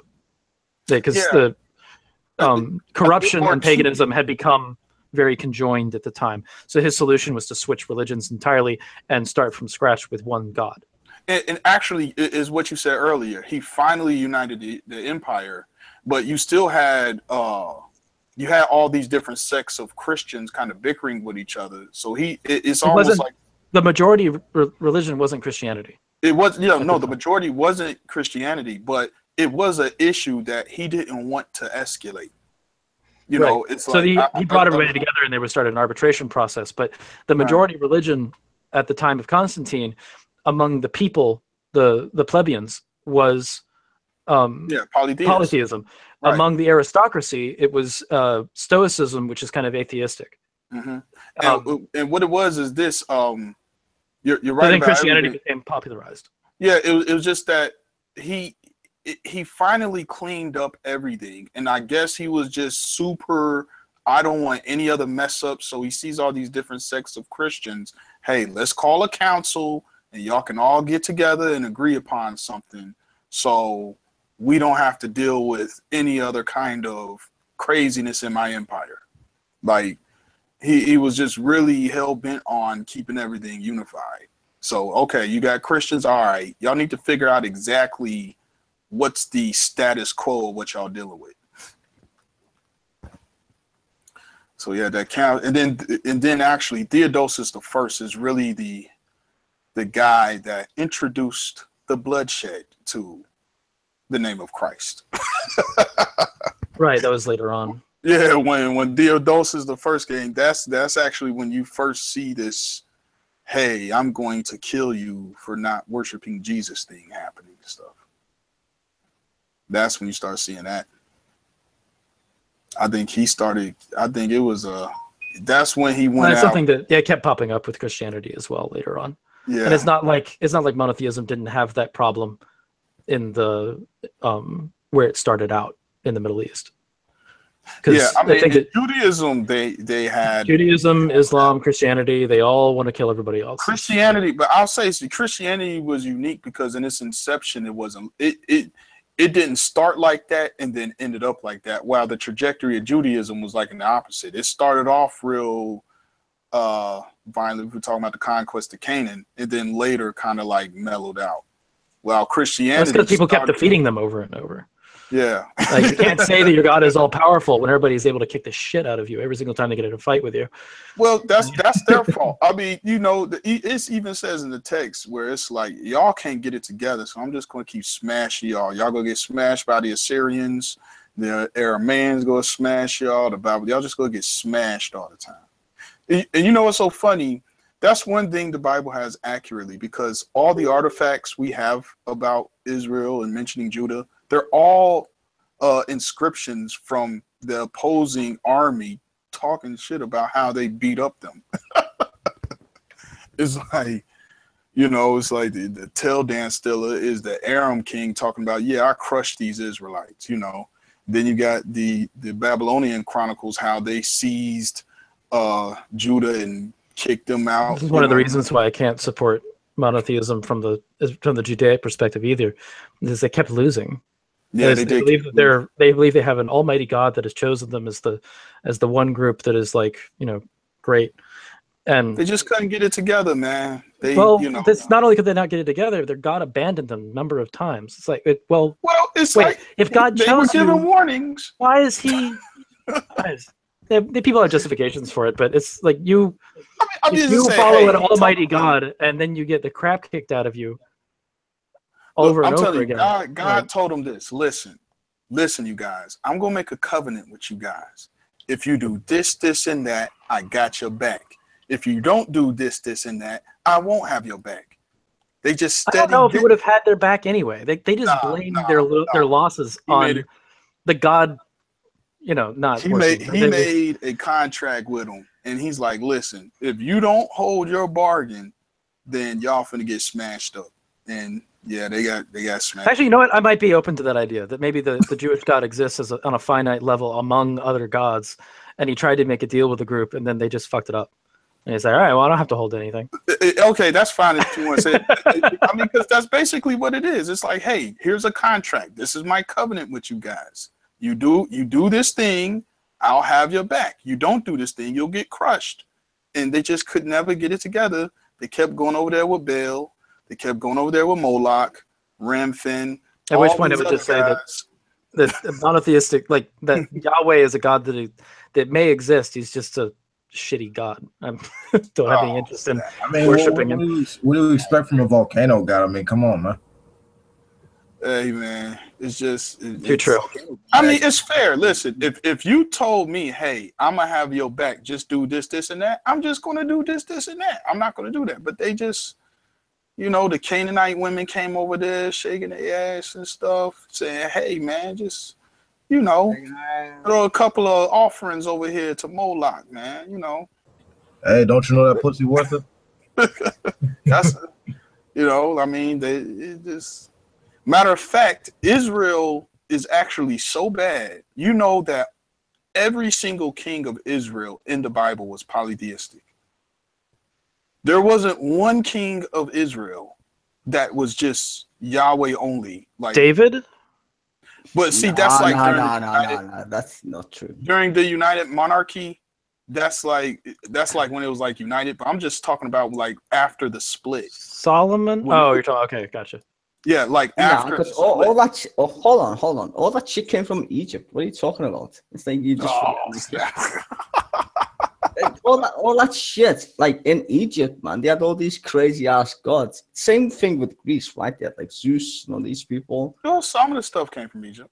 Yeah, no, they did. I mean, what's that guy's name? That smart guy from Greece. I forgot his name, but he was smart. But he was like, yeah, I went to Greece. The Atlantis guy. People say there's like Atlantis or some shit. What are you talking about? The Atlantis guy? What is it? Plato. Was he like a conspiracy dude or something? No. Well, I don't know. But Plato wrote down some things talking about Atlantis. But that's not the point. What I'm saying is, Egypt had like a multiple god thing, right? They had like many gods, like Greece, right? You had Zeus and all these other fucking weirdos or whatever the fuck they are. So they were like, we'll pray to this god, but then they had a hierarchy of gods, right? They had gods, many gods, but they had one dude who made them gods, which was Zeus, I think. Hopefully, if I remember correctly. Wait, say that again? I'm just saying, just many gods. I'm just saying they had many gods, and who? There was a hierarchy. The Greeks. Nobody Zeus didn't make other people gods, or didn't make other gods. Well, the Egyptians had the same thing. So, they also didn't do that. No, actually, they did up until Hotep, I think. Hotep was like, nah. Did another entity make them gods? I could probably talk to the Kemetic right now, and they would disagree with that. Well, I'm just saying this. They got that shit apparently from other people anyway. So About other gods godifying other. I've never heard of that concept. I've been in polytheism for a while. Well, the thing is, the difference between a deity and a god's different. Like you can worship a deity, but it doesn't mean it's a god. Okay. You're equivocating with me on we have different definitions of what we're talking about. Yeah. I'm agreeing. But I'm just saying you can do that kind of thing.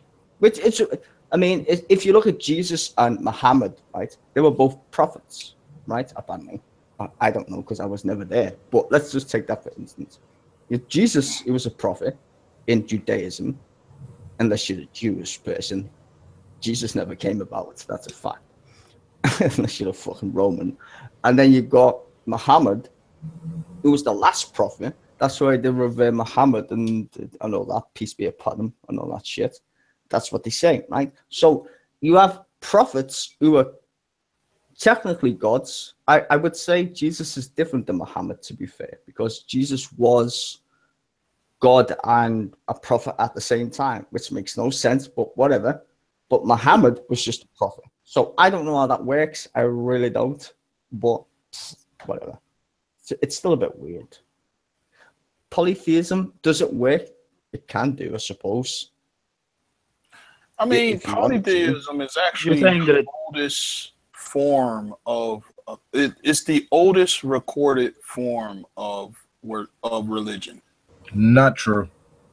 Yeah, it's not true. I think that's true. Polytheism is the oldest form. I mean, because I include animism as I think like animism. If you consider animism polytheism, then yeah, it would be. Yeah, I would only say it's not true. Is that I guess in that regard, I suppose. I would only say it's not true because there's a lot of cultures that we don't, I guess, take into account. Like we only focus on Christianity versus atheism. I think that's really bad. I think that's. I mean, I do too, obviously. Yeah, but we're talking about. I'm just saying though. You're mentioning polytheism. You're talking about like specifically being the oldest one. You're talking about Hinduism, right? Because that has like many gods and stuff. Yeah, now Hinduism's actually well, at least some versions of it is henotheistic. Where there's loads of them. But henotheism is still polytheistic, so it's like. Well, it means many gods. Henotheism is basically polytheism, except you pick one. Same with monolatry to a certain extent. It's a very similar concept. Or it's the other one where, and I think that's why they made that second definition you gave of that other word, because henotheism is also where there's one God and all these deities are just different attributes of the one God. Well, he made them in it. People describe Hinduism as henotheistic, is what you're saying? That like it's Yeah, because they have the other version of henotheism where they believe in one God and all these other deities are just attributes, manifestations, kind of like form like. Henotheism's a weird term because it's got like 6 definitions, man. That's why I think I like that other word you used earlier. Monolatry. Yeah, that kind of specifies monolatry, or what? I need General Han Solo to pronounce it because he's. But yeah, monolatry. I think that's a more accurate. Or whatever the fuck it is you want to say it. It's just there are multiple gods. I pick one and I worship it. Right. That's where I'm at with it. This is the one that I find worthy. That's an odd concept to me. I would want to challenge General Han Solo on that to say, why not worship the other ones? What's wrong with them? It's kind of like, man, once you get Grey Poupon, why would you go back to mustard? Well, wait a minute. Why would these other gods exist? That's really funny. I pick that one. I mean, if I'm getting my wheat sold, why would I pick some? But why would these other gods exist? Why did God create these other gods then? It's just because it's a manifestation. Like, why would he create humans? It's like I don't even know why he would create anything, really. I mean. Well, what's the difference between him and other gods then? I mean, these other gods are all created entities, or are there any gods out there that are not created entities? They would just be like different species of life form. I mean, no. Hold on, no, we're not talking about different species of life form. I'm asking a very serious question. Yeah, I'm saying gods. it would be. these other gods, are they eternal? Like the God of the Bible, the Yahweh? Yes. I don't know. I don't know the specificities. As No, far they have to be. Right? There's a lot of think, again. Hey, polytheists in the room. So as far as whether or not they're eternal, there are examples of gods dying. Now, if you consider Balder, for example, dies and then goes to the Helheim, is he? Is that God then it's eternal because even though he's dead, he's gone to the Helheim? No, right. he's always eternal. I don't know. Well, I would say he is, to be fair. Right, because he still exists, right? He's in the Helheim. He's just trapped there. He's a god. He's just somewhere else. Yeah, he's trapped, right? So the position is God, or the manifestation of that thing, creates these other gods, like fallen angels or whatever in the Bible, whatever. The point is that, you know, I'm sorry. Go ahead, Stan. My bad. Yeah. Well, I was just saying, like, he's created these manifestations of himself, right? I know that sounds really weird. Yeah, but let's say addressed my question though. I wasn't talking about the Norse gods. I'm talking about the gods that are mentioned in the Bible. Okay, I'm sorry. Go on. So in the Bible, Steve, it doesn't give an answer or explanation for why he created the gods. It don't even. Then what's the difference between a god and just a very supernatural being that exists for a finite amount of time? I mean, it would be just that. I mean, it would just be, we're going to call that supernatural being that can exist for a long time a god, you know, or a mighty one. It doesn't. That's fine. That's fine. And it doesn't really give a explanation for why he made them, or humans for that matter. It's just you know, they're around. But that's why it's an interesting question. I agree that these other gods probably were not eternal beings, likened to himself. And I'm going from the context, right? Not my personal beliefs, obviously. But why would he produce these things if they didn't exist from the beginning of time, whatever the hell that means? God's eternal existence from beginning to end, Alpha and Omega. If they didn't exist contemporarily with him, then he had to create them. Right. And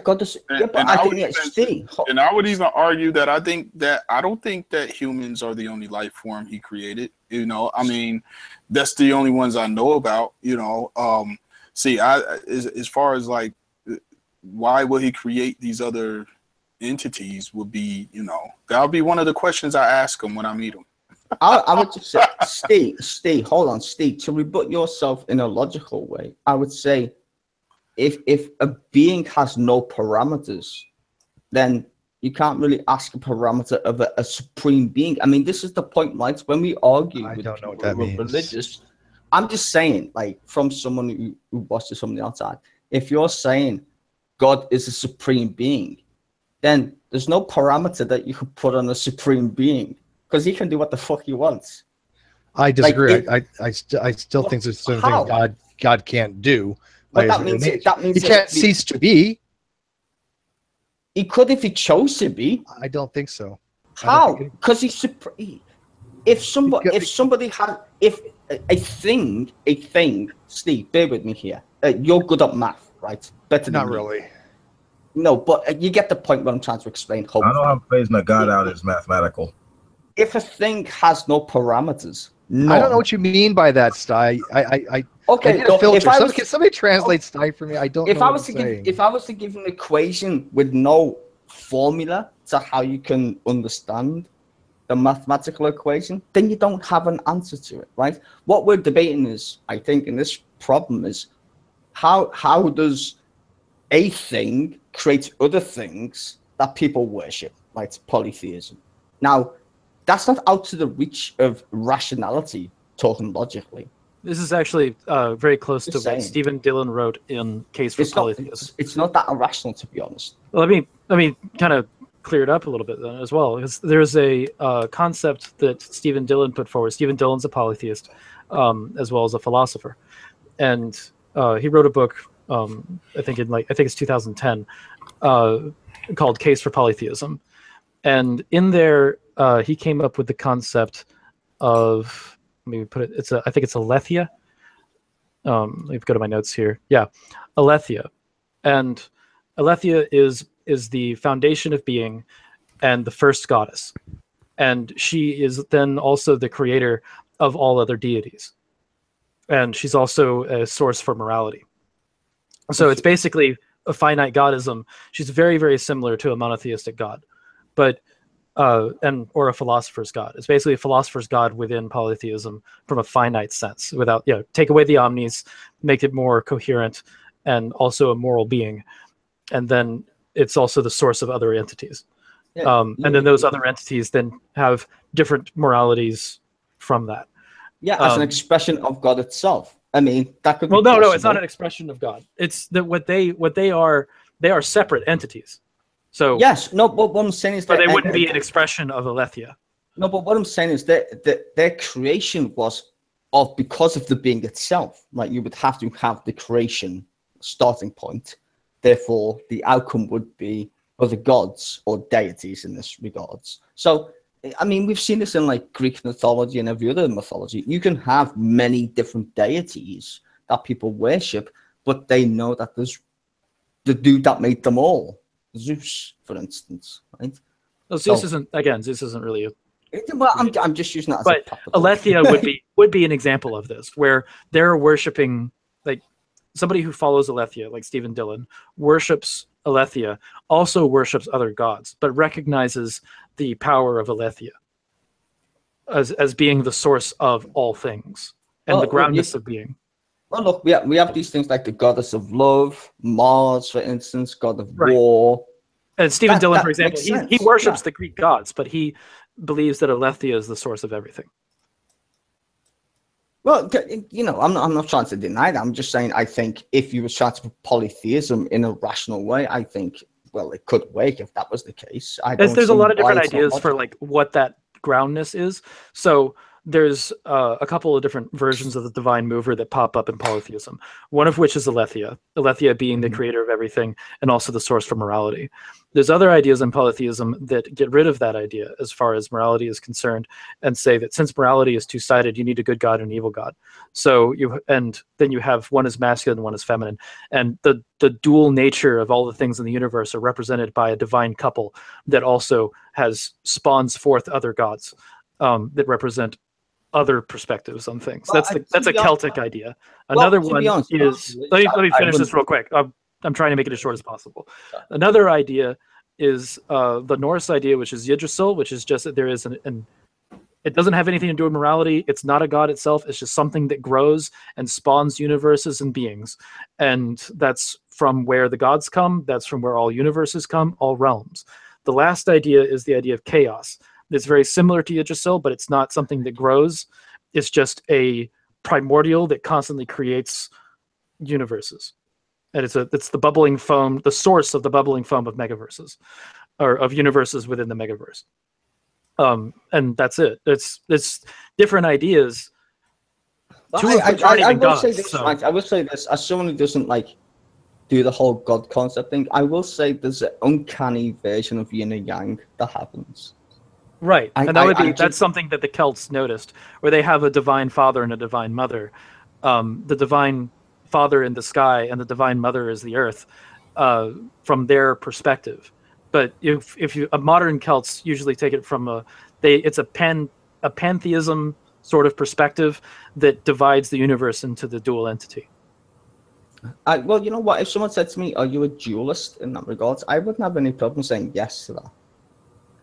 Because just physics alone says there's something weird going on. There is a balance here. Something is weird. Now, is there a god? I don't know fucking idea, to be quite frank. But is there some kind of weird shenanigans going on? Yes. So I wouldn't be surprised that people believe in. Right. I want to take the conversation back to Alvin. Alvin, why do you think, like in like the Christian worldview, why do you think God allows like pagan gods, false gods to exist when that sort of takes them away from the message of the Bible? I mean, they within themselves doesn't take it away from the message. I mean, worshiping another god would be no different than worshiping a goat. I mean, like when you look at the book of Job, I mean, evidently he meets up with them. They got their own jobs they got to do. We humans have our tasks that we have to do, and these other entities that he makes have their jobs that they got to do. So it will be up to us to be like, okay. Yeah, but you know, in that worldview, I mean, he allows the false gods to exist as like idols to human beings to worship and allow them to influence. I mean, them, like I said, it's like you could start to worship not even those deities. We was talking about if you start worshiping things that are like inanimate objects, that would be an issue. That doesn't mean that he's going to get rid of wood and stone so people can't make statues to worship. It's just these are the things, these are entities that are around, and you know, they got to do their job and we got to do our job, and there's certain things we're prohibited from doing when it comes to these beings. You know, I mean, do you think these like false gods or fallen angels, whatever you want to call them, have free will in regards to what they do, or do you think they're determined? I mean, I don't know what their situation is. I mean, the text doesn't give them their code. I mean, all the Bible gives is like instructions for humans, like whatever system they got going on. I mean, I don't know, you know. I mean, I do believe they probably have some kind of laws they got to follow and things they got to do in a similar fashion, but what those things would be, the text doesn't really go into detail about. They're just around, you know. Have you ever heard of the Apakalu? Say that again. The Apakalu. They're like Sumerian demigods that sort of like come from the water and like at least the legend and teach humans about like the arts and you know, writing and civilization, that sort of stuff. Mm-hmm. Yeah. Yeah, go ahead. Yeah, I was just saying. Hey, sorry, there was a motorcycle in the background. Anyway, yeah, they were sort of like a team of polytheistic gods that that interacted with humanity, but it was at some point they had transgressions and they were considered to be fallen or like considered like bad or sinful in that particular culture. It sort of, I mean, some scholars say that it sort of provides the basis for the Nephilim of the Old Testament. Well, I mean, No, it is. I don't know what this is with around the world, but for some reason, not just in Sumeria, but in China and Africa, and even in South America, there's this thing where, hey, It's the same story. Yeah, it's like The these problem. foreign creatures from somewhere else teaching man how to make stuff and then leaving. And then whatever those things are, a lot of times they get punished by whatever's like ruling over them. And then also they want to have babies with human women. I mean, that's like all over the world for some reason. I don't know why. Just in the Bible, Alvin. Right, that's what I'm Some- saying. Like, I don't Yeah. know why that's all over the world like that. I mean, that's, I'm not just trying to say it's the Bible. I think the Bible is just one of many stories of the same story. Something happened on the planet, and made we don't somebody know. think that. I just think somebody's not telling us the truth. I'm serious about that, right? Now, people can laugh and go, ha, ha, ha. Are you kidding me? Aliens or whatever. I'm just thinking, hold on a minute. You live in a universe that's so big, we can't even find the edge. Okay? The best we can do is like radiation, which technically is a form of light, if you want to think about it that way, right? Like light, radiation, whatever. And then we look at all the books, all religious books, and this is the funny thing, all religious books or texts that we know about says, oh yeah, crazy shit happened in the past. People flying around in cars in the sky, bananas or whatever. So I'm like, that's a bit strange. Now, do I think aliens made humans? I don't know. I've got no idea. Do I think some dude, a white guy, showed up in the Middle East No.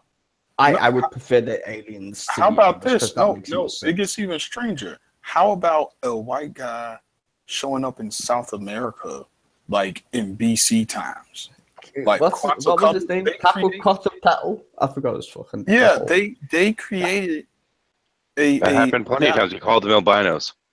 What's up, No, Shadow? but this particular this is how the Spaniards actually got in easy. Yeah, you fuck. It was the same. They looked like their deity that they was worshiping. Like when the Spaniards came over. I forgot his fucking name. Yeah, and they depicted him as looking like a blonde-haired, blue-eyed white person. Yeah, Wait. They didn't look like their deities. They might have thought they were avatars of their deities, but not the deities themselves. Have you seen what the mythos of the South Americans look like? I'm talking about the one deity. That one that they talk about. Alvin's true there. Alvin's right. Because have you seen the big African heads? They're fucking African. I don't care what anyone says. They're called the Olmec. Right? But what I find interesting is how, like, and this is one of the reasons why the Spaniards and British got in there so easy, because they're like, wait a minute, these Europeans look like this deity we've been worshiping. Same dude. Which deity? They sure as hell don't look like Quetzalcoatl or Quetzalcoatl. Nah, he was. Because hold on, let me look. I'm gonna look this up. Hang on, side. No, I'm actually curious as to what deity you're referring to, because it sure as hell isn't like Quetzalcoatl or Quetzalcoatl, any of the major ones. Shadow, the Quetzalcoatl ones. He said it's a dude who's gonna come over the sea in a boat, and when why did I say Christopher Columbus? When the fucking guy came over there, they thought that was the same dude. So somebody would have went there before that, because the only thing we think of in modern day times is. Let me shut this down for a second, because I'm going to interrupt and be like, X, switch it over for a sec, because I want to. Shadow Heathen said he had some comments to say on the subject. Yeah, I did actually. So I'd like to see what he has to say. The whole thing with the South American mythos really kind of blew my mind for a moment there, because they had like serpent gods and stuff like that. They're more animalistic in terms of the deities that they followed. It was closer to animism in some regards. That could be the any case. That could be the case. That could be the case. But In they've got terms some of things, crazy ass mythos in this, like he's going to the stars, like India. I don't know Anyway, which one. in terms of ancient spiritism, there were notions of things like spiritual beings or supernatural entities or demons or whatever you want to call them. Now I'm saying demons in terms of Daemon, not what we think of in terms of Judeo-Christianity as a demon. For example, in the days of ancient Rome, one daemon was believed to be what gave the soul to everyone when they were born, for example. It's a different meaning of it. It's basically something that's from outside of our reality, is what we're using in terms of that. So these very spiritual entities and what have you would basically jockey for power with each other. The more followers you have, the more powerful you are. This is exhibited through things like tribal gods and what have you. The more followers a tribal god had and the more successful the tribe was, the more powerful the being became. Now, whether these things were gods in the sense that we regard them now is somewhat debatable. But these creatures, these so to speak pretenders for that great throne, would all fight against each other to try and come out on top, and they'd have to fight each other through the Cuban tribesmen. This was a fairly common kind of thing. This is part where the tribal gods come from. Now, if you look at the dawn of Judea, you have a tribal god that's claiming to be all that, trying to lead his people forward. Now, under the thought process of if everyone was born being a part of or having an understanding of the true divine, the God, so to speak, that all these other ones are under, why would it have to sit there and try and get people to follow it or believe it or what have you? Wouldn't that be just another pretender of the throne, another one of these proverbial spiritual beings that's trying to recruit people into its little camp so it can become powerful enough that it may someday try to challenge the great throne? No, I think I would agree with you, Shadow. I think that's being more. I think that's more political, though. I would say. I don't see how that's political. We're talking about the concept of ancient spiritism here, and how they regarded tribal gods and the strength of them.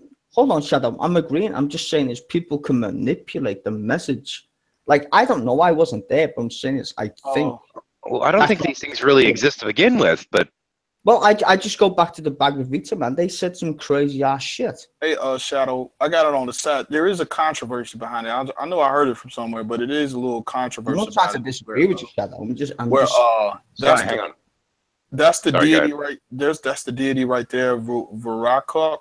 But there is a little controversy about it, because some white supremacist people have used this like evidence to promote like an Aryan thing. But it also, there is a Spanish account of the Spaniards saying, hey, they worshipped a deity that looked kind of like us or whatever. Jesus. It looked like Jesus. I put it on the side there. You can see it. Hey, hang on. Do you have a better link? Because that one says Wikipedia does not have an article on this exact name. Oh, hold on. Let me do it again. My bad. Hold on. Let's try this. Oh, yeah, I left the A This out. link supports my evidence. Okay, you see that one? Okay, that's much better. Okay, that looks human. Yeah, see, that's what I'm saying. Now go down. There's a controversy. You see controversy over white God. So there was a white God. That's the stupidest thing I've ever heard in my life. Yeah, so it's not conclusive. I know I heard it somewhere. I didn't know how legitimate. One thing to keep in mind among many tribes, somebody with white skin was considered to be sacred or what have you, and this had more to do with albinism. Yeah, because you see there was a little controversy about this. I mean, there's some Spaniards that did this dude Juan de Betanzos said that Baraka is a white guy with a beard. I'm just going to say this. I don't think it's about being white or black. I think it's about knowledge. I think this... I'm going to say this honestly, and this is my personal belief. I don't give a fuck if you disagree. But to be fair, most scholars say that this is a post-Spanish invention. So I would just... It's not really holding that much weight. I'll just look at it now. I would just say that something happened on the planet. The thing is that most of the gods from the Mayans and the Toltecs were far from human in appearance or behavior. That's because they couldn't do like that picture. Yeah, I know the serpent, the feathered serpent. Yeah. Rainbow serpent, what technically. Does that mean? Sai, will you please pull your mic out of your ass before talking, or is that somebody else? Never mind, it's you, Alvin. What's up with the weird noises? Oh, I'm sorry. Well, I've got a better internet connection than you, so it's not my fault. That was me, my bad. No, I thought it was you making the noise because I saw your bar moving, not his at the time when I started speaking. Then I saw his moving. Yeah, I ain't like him, dude. You sound like a robot, Shadow, so it's not my fault. I do? Yep. Oh. Nice that somebody mentioned that earlier. I'll refresh. Well, I've got a 100 megabit connection, so my yeah, your connection's slow, Sty. I wish. No, dude, I'm at 300 megabit. It's just Google fucking up. Hang on, I'll be right back. I might have to reboot my mic. Yeah, it is. It's just your mic. Anyway, what I was saying is, I think, like, I don't know what's happened in the past, but polytheism. Welcome back, by the way. Do I need to unplug the thing or what? No, it's fine. It's okay. Good. It's just fucking lag. Go on, Shadow.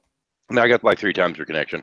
But I mean, the idea of, this whole thing, it just didn't make sense to me when I was a kid. Because what would happen is you sit there and you're like, oh, well, you have to believe in God and yada, yada. And they're trying to preach all this crap. And I'm thinking, okay, but if God made us and we're kind of in some ways almost like a part of that, which isn't what they were teaching, but it was my understanding of what they were trying to say, or at least my interpretation. I said, shouldn't we have like an innate awareness of it? Why would it need to write a book to convince us to follow us if we were already supposed to know it? And if that's the case, wouldn't this just be some kind of pretender God? And that always kind of blew my mind. And a couple of years ago, wouldn't be exactly what you just said. Wouldn't be a couple of years ago, kind of playing off of that. After hearing about the whole thing with the chariots of iron, I'm like, okay, that settles it. The being that was trying to lead the Jews was clearly a fairy, because we all know the fairy folk cannot come in contact with iron.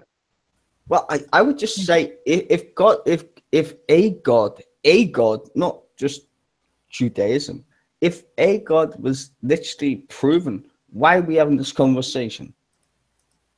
Well, I think the why, and this kind of goes back to what I always say. If I created the universe If every woman on the planet would look like Kim Kardashian, and the rivers will be made out of chocolate milk. You know, you still believe in God though, Alvin? Yeah, no, but that's what I'm saying. Milk and honey is the. Yeah, milk and Nah, honey. man, I like variety. Fuck that shit, man. Blonde, redhead, go for it. Of course, I might add a few more colors to the rainbow there, but hey. They would all look like Kim Kardashian differently then. Yeah, Skittles, that's what I'm saying. Skittles, motherfucker, Skittles. And you know what I'm saying, and eating cake and chocolate sweet stuff would get you in shape. Working out would actually get you out of shape. Yeah, like the world would look very different if I was God, right? And if I made that world, people would probably ask questions like, okay, so why are the oceans out of chocolate milk? Like, why would you do that? Like, so why? I think that they would start asking that question when the ocean started spoiling. Yeah, and the entire world smells like shit. Okay, so I think that's kind of like it's like, why did the great and powerful Alvin do that? So I think really, really stupid. Yeah, Alvin's and why the fuck did Alvin make chipmunks? Sorry, I had to say it. Yeah, so I think that's kind of like what we're dealing with here is where, okay, we have an entity that created the universe, and we have a shitload of questions asking why did it happen this particular way? And it is because we're like thinking entities. It does get a little frustrating because well, you know, the problem is we have Alvin, this thing where we want to know. Alvin. The problem is if you create an entity that's able to question the very fact that we question God means that God doesn't exist, in my opinion. No, actually, I have a counter for that one. All right, Shadow, let me finish first. No, because I know Shadow's going to come up with something good, and I want Shadow to actually answer. But if you're so, oh God, if we are all in the dark, including me, if we're all in the dark about this thing called God, right, and we don't know, that should ring alarm bells. If this thing is running the universe, then how is that possible? If a human being, me, anybody else can go, that don't make no sense. You know, you're in trouble. Weirdly enough, I actually consider that statement to be somewhat arrogant. Well, I would suggest that human beings thinking they know what God is arrogant, but that's just my opinion. No, because the idea that a quote mere human being, that somebody as limited as us, could understand something as grandiose as the proverbial divine, no matter what that divine might be, I think that's almost a sign of arrogance on the part of us, thinking that we should be able to understand, that we could. And I've actually leveled the yeah, that's not the right word. Here's what's interesting. I've proposed, if I might right quick, I've proposed that it would take everyone together to even get a vague idea of what it is we're even talking about, and this is why could potentially be so many religions, is that this is just man's attempt to understand that which is, from our standpoint, incomprehensible. Of course it is, because you will never be God, and this is the point. When people say there's such thing as God, I ask as an atheist, like, what the fuck do you even mean? And then people say, well, I read it in the Bible. That's not an explanation. That's secular fucking talk. You're just running around in circles. Well, hang on, Alvin, what? Oh, yeah, go ahead. No, I was saying, Alvin, what? Oh, yeah, what I was saying is that, what I was about to say. Damn. I figured you were going to get derailed. That's why I was like, oh, shit. All of us working together to try and figure it out. Is where I left off. Okay, all this. This is what I was saying. Okay, so when it comes to, understanding why God did these things and all the secrets of the universe, I think humans were just given the tools necessary to get around on Earth. It's like, hey, I'm not going to give you all the reasons why I did these things, because you don't need to know all the reasons why. I mean, I've given you the tools. You think it's something as vague as that, or more so, come try to find me, you try and figure it out, come seek? Yeah, you got that element as well. Yeah, you can even add that on top of there as well. But as far as, most humans have a good idea on what to do to survive on this planet. Like, we're pretty knowledgeable. Hey, I'm hungry. That means I need to get food and fill myself up. So why the basic knowledge of tools of living we have? Everything else is like extra credit. Alvin, can I ask you a Extra question? credit, I like that. Alvin, seriously, if actually the question is, why would God make life? That's the $1 million question. I mean, I have no idea why. Well, it's not a $1 million question. It's a $1 billion question. I know the answer for the lulz. No, it's not to keep life going. If this God thing didn't create life, it would have never had lolcats. I rest my case. I'm just saying. I grew up watching David Attenborough, right? A lion eats a gazelle. Now we're supposed to be special, right? We're special because God said so. We're special little bitches, right? We don't. If I put you with a fucking lion, a lion's gonna eat your ass. Ain't nothing special about you. I think the problem is people confuse God created life with the God created my ego. I think that's the problem with religious people and atheists and shit. Because they argue about me. It's all about me. They don't figure out that, hold on, you live in a universe which is so big, like I just said before, you can't even measure the motherfucker, right? What's the only thing in the universe that actually makes two of itself? Well, divides life, right? Why would you have that in a universe that's basically a brick? What would be the point in that? Unless life is a component of the universe, just like a component in science and everything else. So life must be some weird shit that creates other universes. I know that sounds a bit far-fetched for you fucking people who can't expand your brain, but I'm telling you, speaking, viruses divide, but they're not considered life forms. You hit two rocks against each other, one of them might break, and if it breaks, it's dividing. That's kind of not the strongest. I'm just saying, life is here for a reason, and the universe don't make no mistakes. I don't agree with either of those. So what are you going to tell me, that you're a mistake? Really, your existence is a mistake? The universe gives a shit? I'd say that my existence is a happenstance, and I don't think it's very relevant to the universe itself. I don't think I was intended. I just am. Yeah, you are am because you was created as an am, just like me. What makes you think I was created? Well, you was created by happenstance, like you just said. But without me coding in a game, you wouldn't get a fucking computer game. I think I'm more. I consider myself more of a side effect than an actual effect. So what are you a side effect of? You have to be. Shadow. What are you a side effect? You have to love yourself more. You're more than a side effect. I'm not even religious. I'm not even religious. I'm trying to put this in a scientific, mathematical. My existence is incidental. I'm a side effect. I am not the root cause. I am not an effect. I am just a side effect of life existing on this planet. And there's never ever going to be another Shadow. When you die, there's never going to be another you, dude. Hang on. Stop acting like penny psychiatrist for a moment here. Alvin, one thing to keep in mind is that what happens is we have mold that grows on bread. A side effect of this is us being able to discover antibiotics. Why would a side effect be bad? No, I'm just saying how you say it's like I'm a side effect. It's like there's aspirin comes from a bark on a tree. It didn't grow on the tree to provide us with aspirin. That's a side effect. It's just how it sounds. It's like, yo, you just a side effect, man.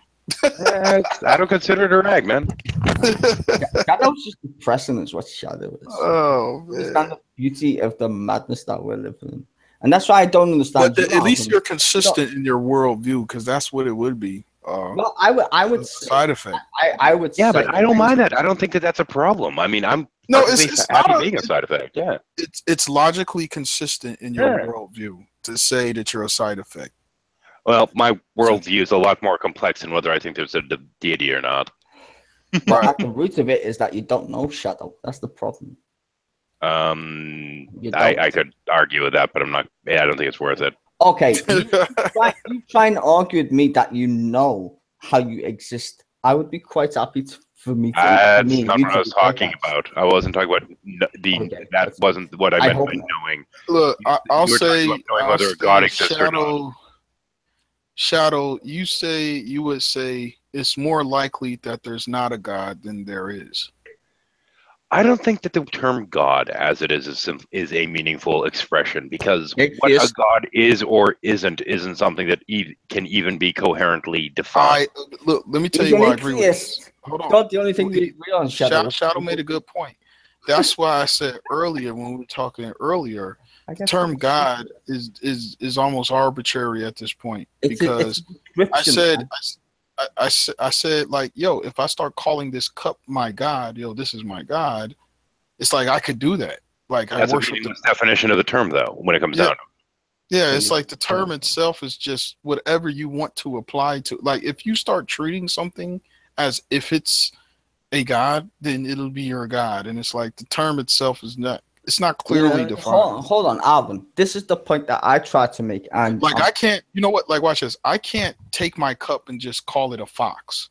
I can't do it. No. You can call it a fox as much as you want. You can sit there and let me do my camera for a moment here. You can sit there and you can go, get the fox. I can go, this is a fox. Can't you tell? Now, if I call it a fox, I'm calling it a fox, but that doesn't make it a fox. Get the fox. Because shut up. You're ruining the joke, you asshat. But on the other hand, if I were to say this is a fox, then you'd know what I was talking about, and you could say, yeah, it's a fox, but it's stuffed. It's not a living fox. And then it would lead to a whole nother thing. But look, but I can say, hey, this cup is the God that I worship. I worship this cup. Like I could say that. But that's a meaningless definition of the term, though. That's my problem. Yeah, but Alvin.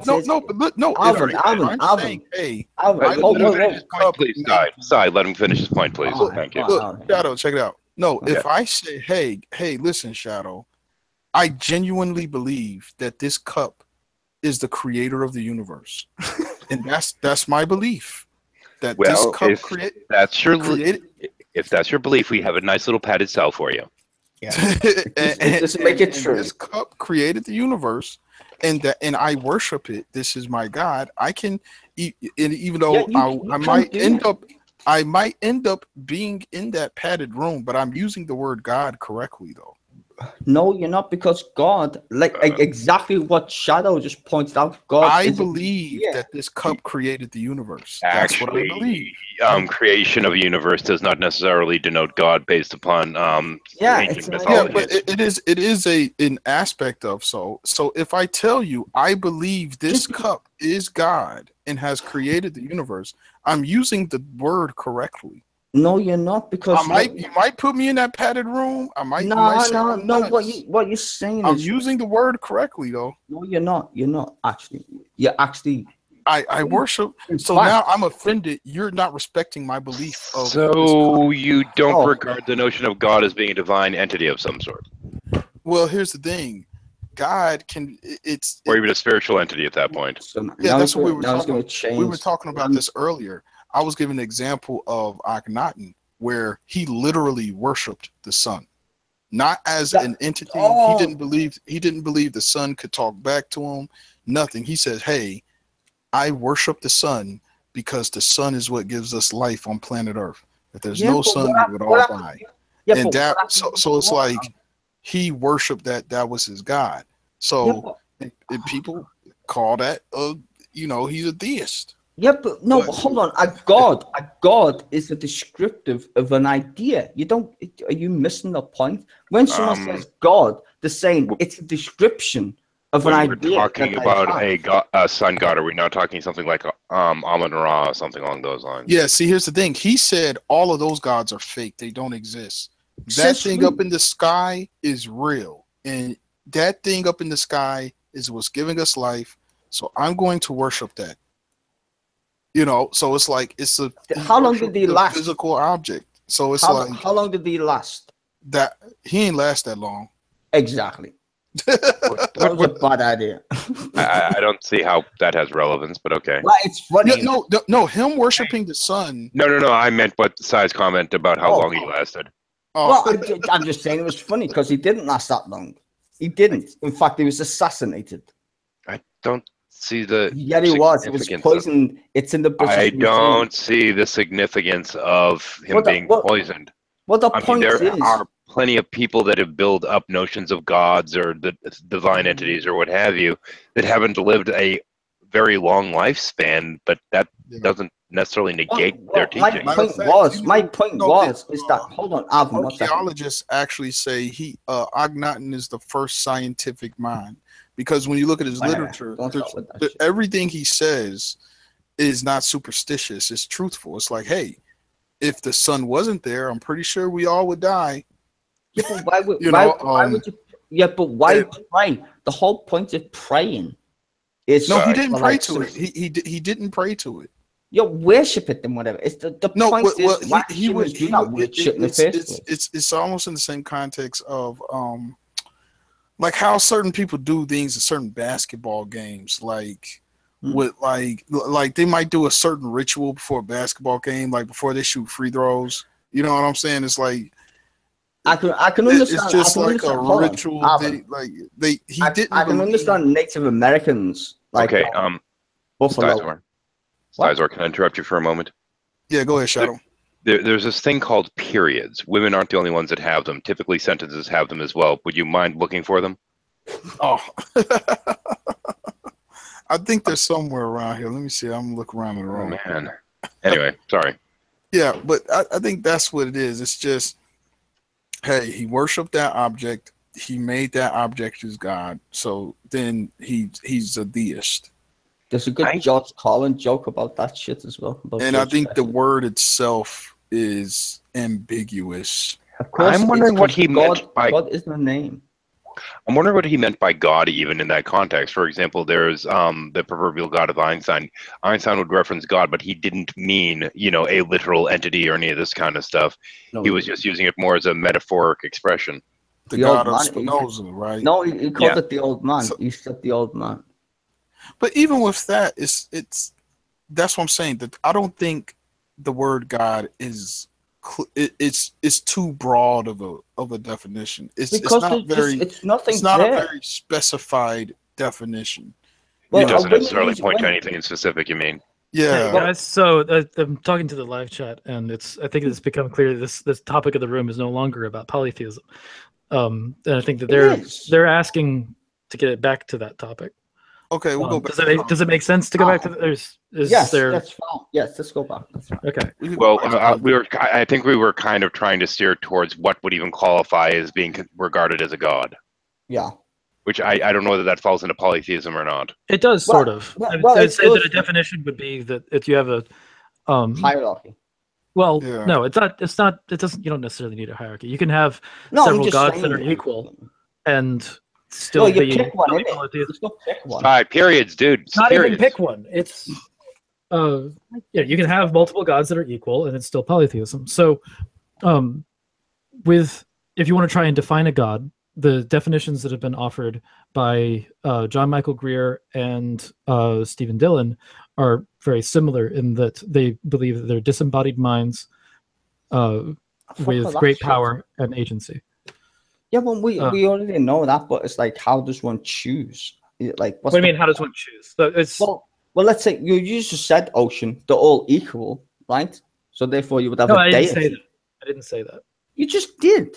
I said you could have them as all equal and it would still be polytheism. Oh, okay, fine. Okay, yeah.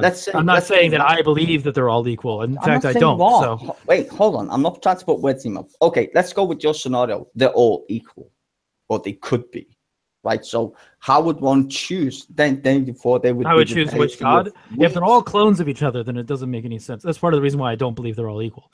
Because then you just have a bunch of clone pick one, though, wouldn't it? That would be polytheism. You could pick one. Well, they're all equal, so they would all be named John. Mm-hmm. Yeah, but John. But if you have them with different names, they're not equal anymore. Yeah, but John, you could have them all named John. Which John John 1 could do, I don't know. No, not John. They all have.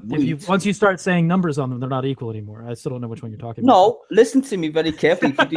If you actually know it's a code, you can do John with different attributes to John. So John. But then they're not equal anymore. No, it's not. But that's the whole point of polytheism. I think isn't it? that having a bunch of gods that are all equal gets Don't they all do the same doesn't thing? make any Which is sense. attributes. But it would still be polytheism if you assume that.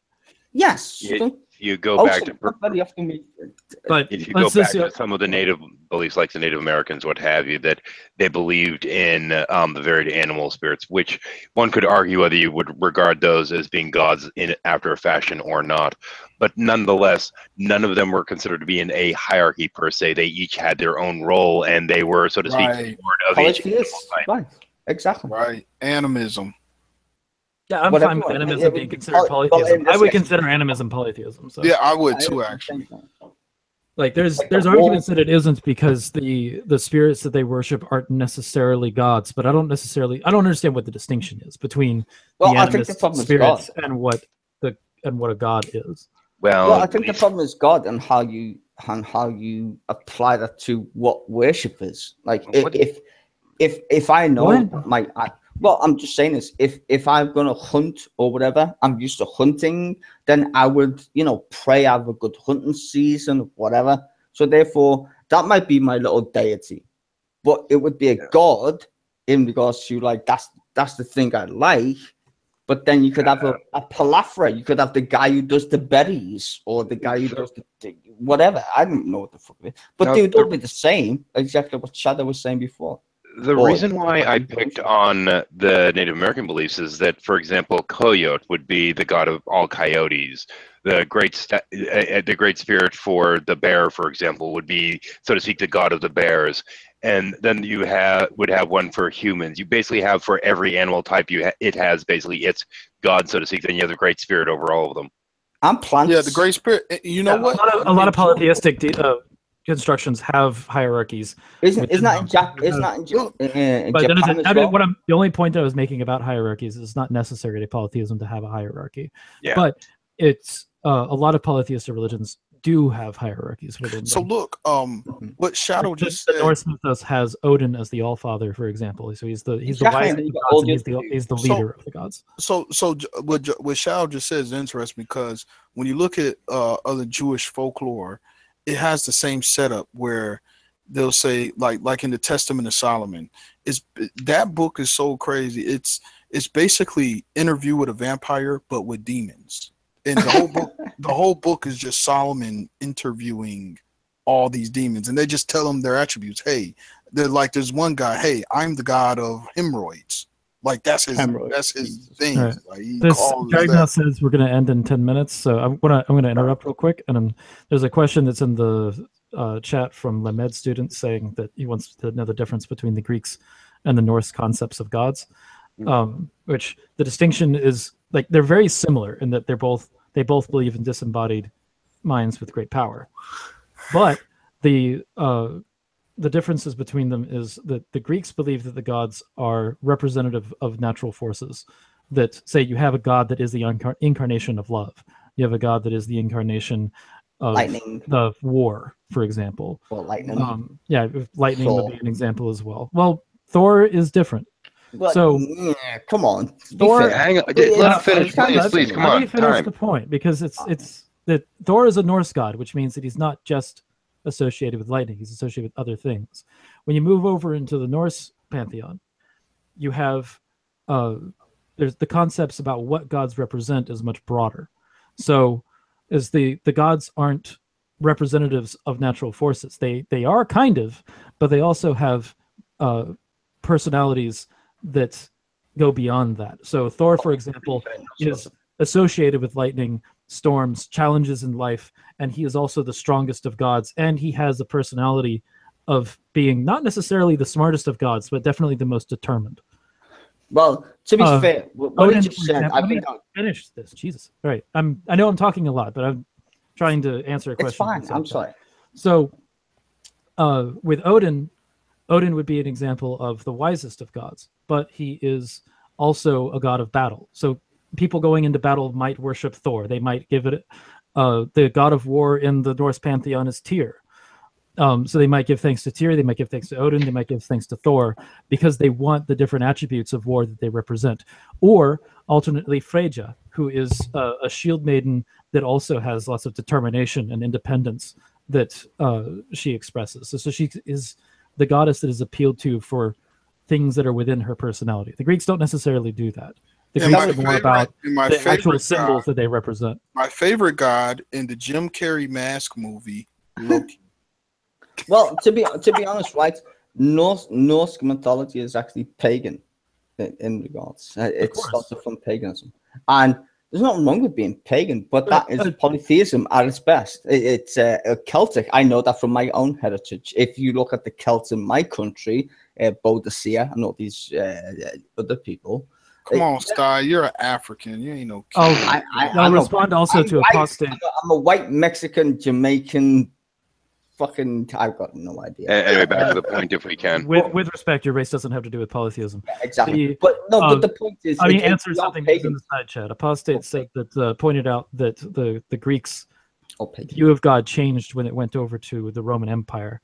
That's because they never. If they didn't, then that would have been riots. The Romans expanded more on their personalities, and the concept grew into more of a Norse sort of view. The Romans the Greeks definitely had. But yeah, of course. Like if you have a Roman polytheist, a Greek polytheist, a Norse polytheist, and an Egyptian polytheist all sit in the same room, they don't really have very much disagreement. And the disagreements are very subtle. It's pretty much, hey, these are your gods, these are mine. Right. It's we have different gods. Both sets exist. It's not. It's a very tolerant form of religion.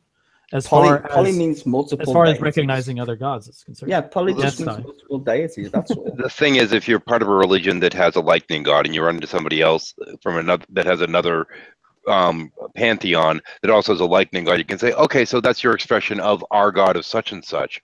Either. And, well, the way that it's two explanations is different, for that. Yeah. And you know what? They did that. Listen, there's actually. Hold on, Alvin. One is that they're the same god, and that say, oh, that is your face of Thor. Yeah. But the other idea is that they are completely different entities because they have control over different areas. The Romans believed that when they invaded with their force into another land, that they needed to adopt the religion of the locals so that they could appease those gods, and that those gods would then help them because they were the stronger. Britain or whatever. That's why we all celebrate December the 25th because that's a pagan holiday. Look what Herodotus. That's not quite how that happened, but it's the shitty version of how it happened. So look, Herodotus did that, which I just talked about. There's the Egyptian god Khnum, and what Herodotus said, he was like, "Oh, okay, that's just Zeus. Zeus put on a ram head when he went down to Egypt, tricking people into thinking he's this other deity or whatever." So he just said that's Zeus, masquerading with a ram head on top of himself. All the deities that we know, they're all the same people. If you read Sumerian text, they're all the same people, man. Look at all the people that the other side of it is what I'm actually a little bit more interested in, and I was going to actually do a little bit lead on with that, because you said that they adopted the religion of the areas, or did they just acknowledge the gods of those regions? They would acknowledge the gods of the by effect in what you're saying. They would acknowledge the gods of those regions because they would retain their own religions. That's what I thought. Okay, they would add to it. It was part of their religion to do that. Like why we celebrate Christmas? It's got nothing to do with Jesus at all. It would actually be closer to Hinduism, which adopts gods. Basically, when you go into deal with a Hindu and you bring a new god, so to speak, to them, they're like, "Oh, great! So that's another god. Great, cool," and that's about the end of it. Yeah, basically. I've really enjoyed this topic. Actually, it's really been interesting. And thank you, Alvin. Actually, I know you busted my balls the other day. Christmas, I would even argue. I think Christmas now can be qualified as a secular holiday. Yeah, I tend to agree. It is. Predominantly, it's a celebration of commercialism. Yeah, yes. Yeah. That's exactly. And that's kind of like, and you know what? Just like Halloween is a celebration of commercialism, Easter is a celebration of commercialism. There's a lot of Thanksgiving is a celebration of commercialism. There's a lot of celebrations of commercialism. Hey, like Shadow, you actually. I would agree that Thanksgiving is the least celebrating of commercialism of the bunch. No, it's a celebration of tryptophan. But it's still, I think that Thanksgiving is really the celebration of being able to tolerate your families. So yeah, like, a shadow. Actually, Christmas answered. You asked me a question earlier of like, okay, so why are you doing rituals and hymns to the I-10 if you know you can talk back? It's kind of for the same reason. Like you'll see atheists kiss under a mistletoe. No, that's bullshit, man. It's like it's just like no. I don't Come on, Alvin. think no, that. No. It's the same thing. It's like Alvin, no. At least from his perspective, it's like come on, no, Alvin. Listen, atheists kiss under the mistletoe as a ritualistic practice. They put presents under a Christmas tree and do all. Is it because they actually believe that these things like have any kind of supernatural significance? No, but it's just like. This is just a ritualistic thing that we're gonna do. Nobody believes that shit. I don't know that you can necessarily take ritual and overlay it. I don't think you can necessarily overlay that word with all of its connotations over the word tradition. Because honor tradition, and I'm fine with tradition. I'm just being a bitch over the words. Yeah, Alvin. But it is a thing where you're performing something. Alvin. It's commercialized. We do it because it's fun. You do in the office. I get the reason why they're doing it, but it's not for a supernatural reason. That's what I'm saying. I'm saying so. Well, why would it be if you're atheist? You don't need to. Exactly. He's agreeing with you, Sty. Calm down. Okay, so on this note, it's a perfect chance to go ahead and let everyone know. I'm going to bring this to a close. I thank my guest, Ocean Keltoi, for his education on the topic of polytheism and what it really is. I thank people for joining and having conversation that wasn't even relevant to what we were talking about and rambled on. There's definitely some hijacking going on there. There's a lot of complaints. We got no less than 4 separate messages from people asking me what the fuck is going on, and I just took the headphones off and went to get some water. So I did the same thing a couple of times. Yeah. Like if you want to have a more focused hangout, I think that we can invite some people to specifically talk about the topic. I think that there's a couple people in the community that would be really. I know that Steve would want to do this. Would want to talk about this. Apostate in the live chat would definitely want to do that. Druss is great. Druss is fantastic on Celtic polytheism. There's also Richard, who's a more of a philosophical type of Christian that might be good at participating in the conversation. Richard Bushy. It's on Steve's channel really commonly. Yeah, I've run into him a few times. Yeah, he would be great in this situation. And it would be good to have like a theist opposition to what I'm saying. And that's kind of what I wanted. I wanted just to give folks an introduction now. I might just open up a hangout fairly early tomorrow just to see who's kind of poking around. Depending on what Steve's actually doing, I'll coordinate that with him. But I do want to pick this back up so that we do kind of get some fresh topics in there, so it's not the same nonsense over again. So on that note, folks, introducing polytheism as more as a wrench into a lot of these conversations would make the conversations more spirited. And I'd love to bring Steve in on that as well. I was hoping to get into a discussion about things like tribal gods and ancient spiritism, but somehow it went awry. Sorry about that. There's some claims that I make that might get some of those wrenches going, such as that I think that if you're going to have a default position, polytheism is that default position as far as philosophically. It would be. I agree with you, Jesus Christ. Yeah, so we will go into that. That's why we're stopping it right there. We're gonna just leave it right there. No qualifying any statements at all. Excellent. Thank you, people, for watching. So I'm pretty sure folks have heard I just do this for money. So far, I have garnered all of $2 from YouTube revenue from this. So far, so good, right? So I definitely wanted to address that claim that I heard floating around because that's fucking hilarious. I do this for the lulz and because I genuinely want to learn about some of these topics. You mean YouTube doesn't make you drown in money just by virtue of having live shows? I know, right? God, I thought that was I thought you busted my bubble, Drag. I know it's no mysticism here. So on that note, folks, thanks for watching. Thank you for the well wishes and for folks who didn't see my statuses and stuff on Facebook. Yes, I'm fine. Yes, I'm home. A little mess to clean up. That's fine. No damage though, luckily. The debate's still on with me and G-Man over macro evolution.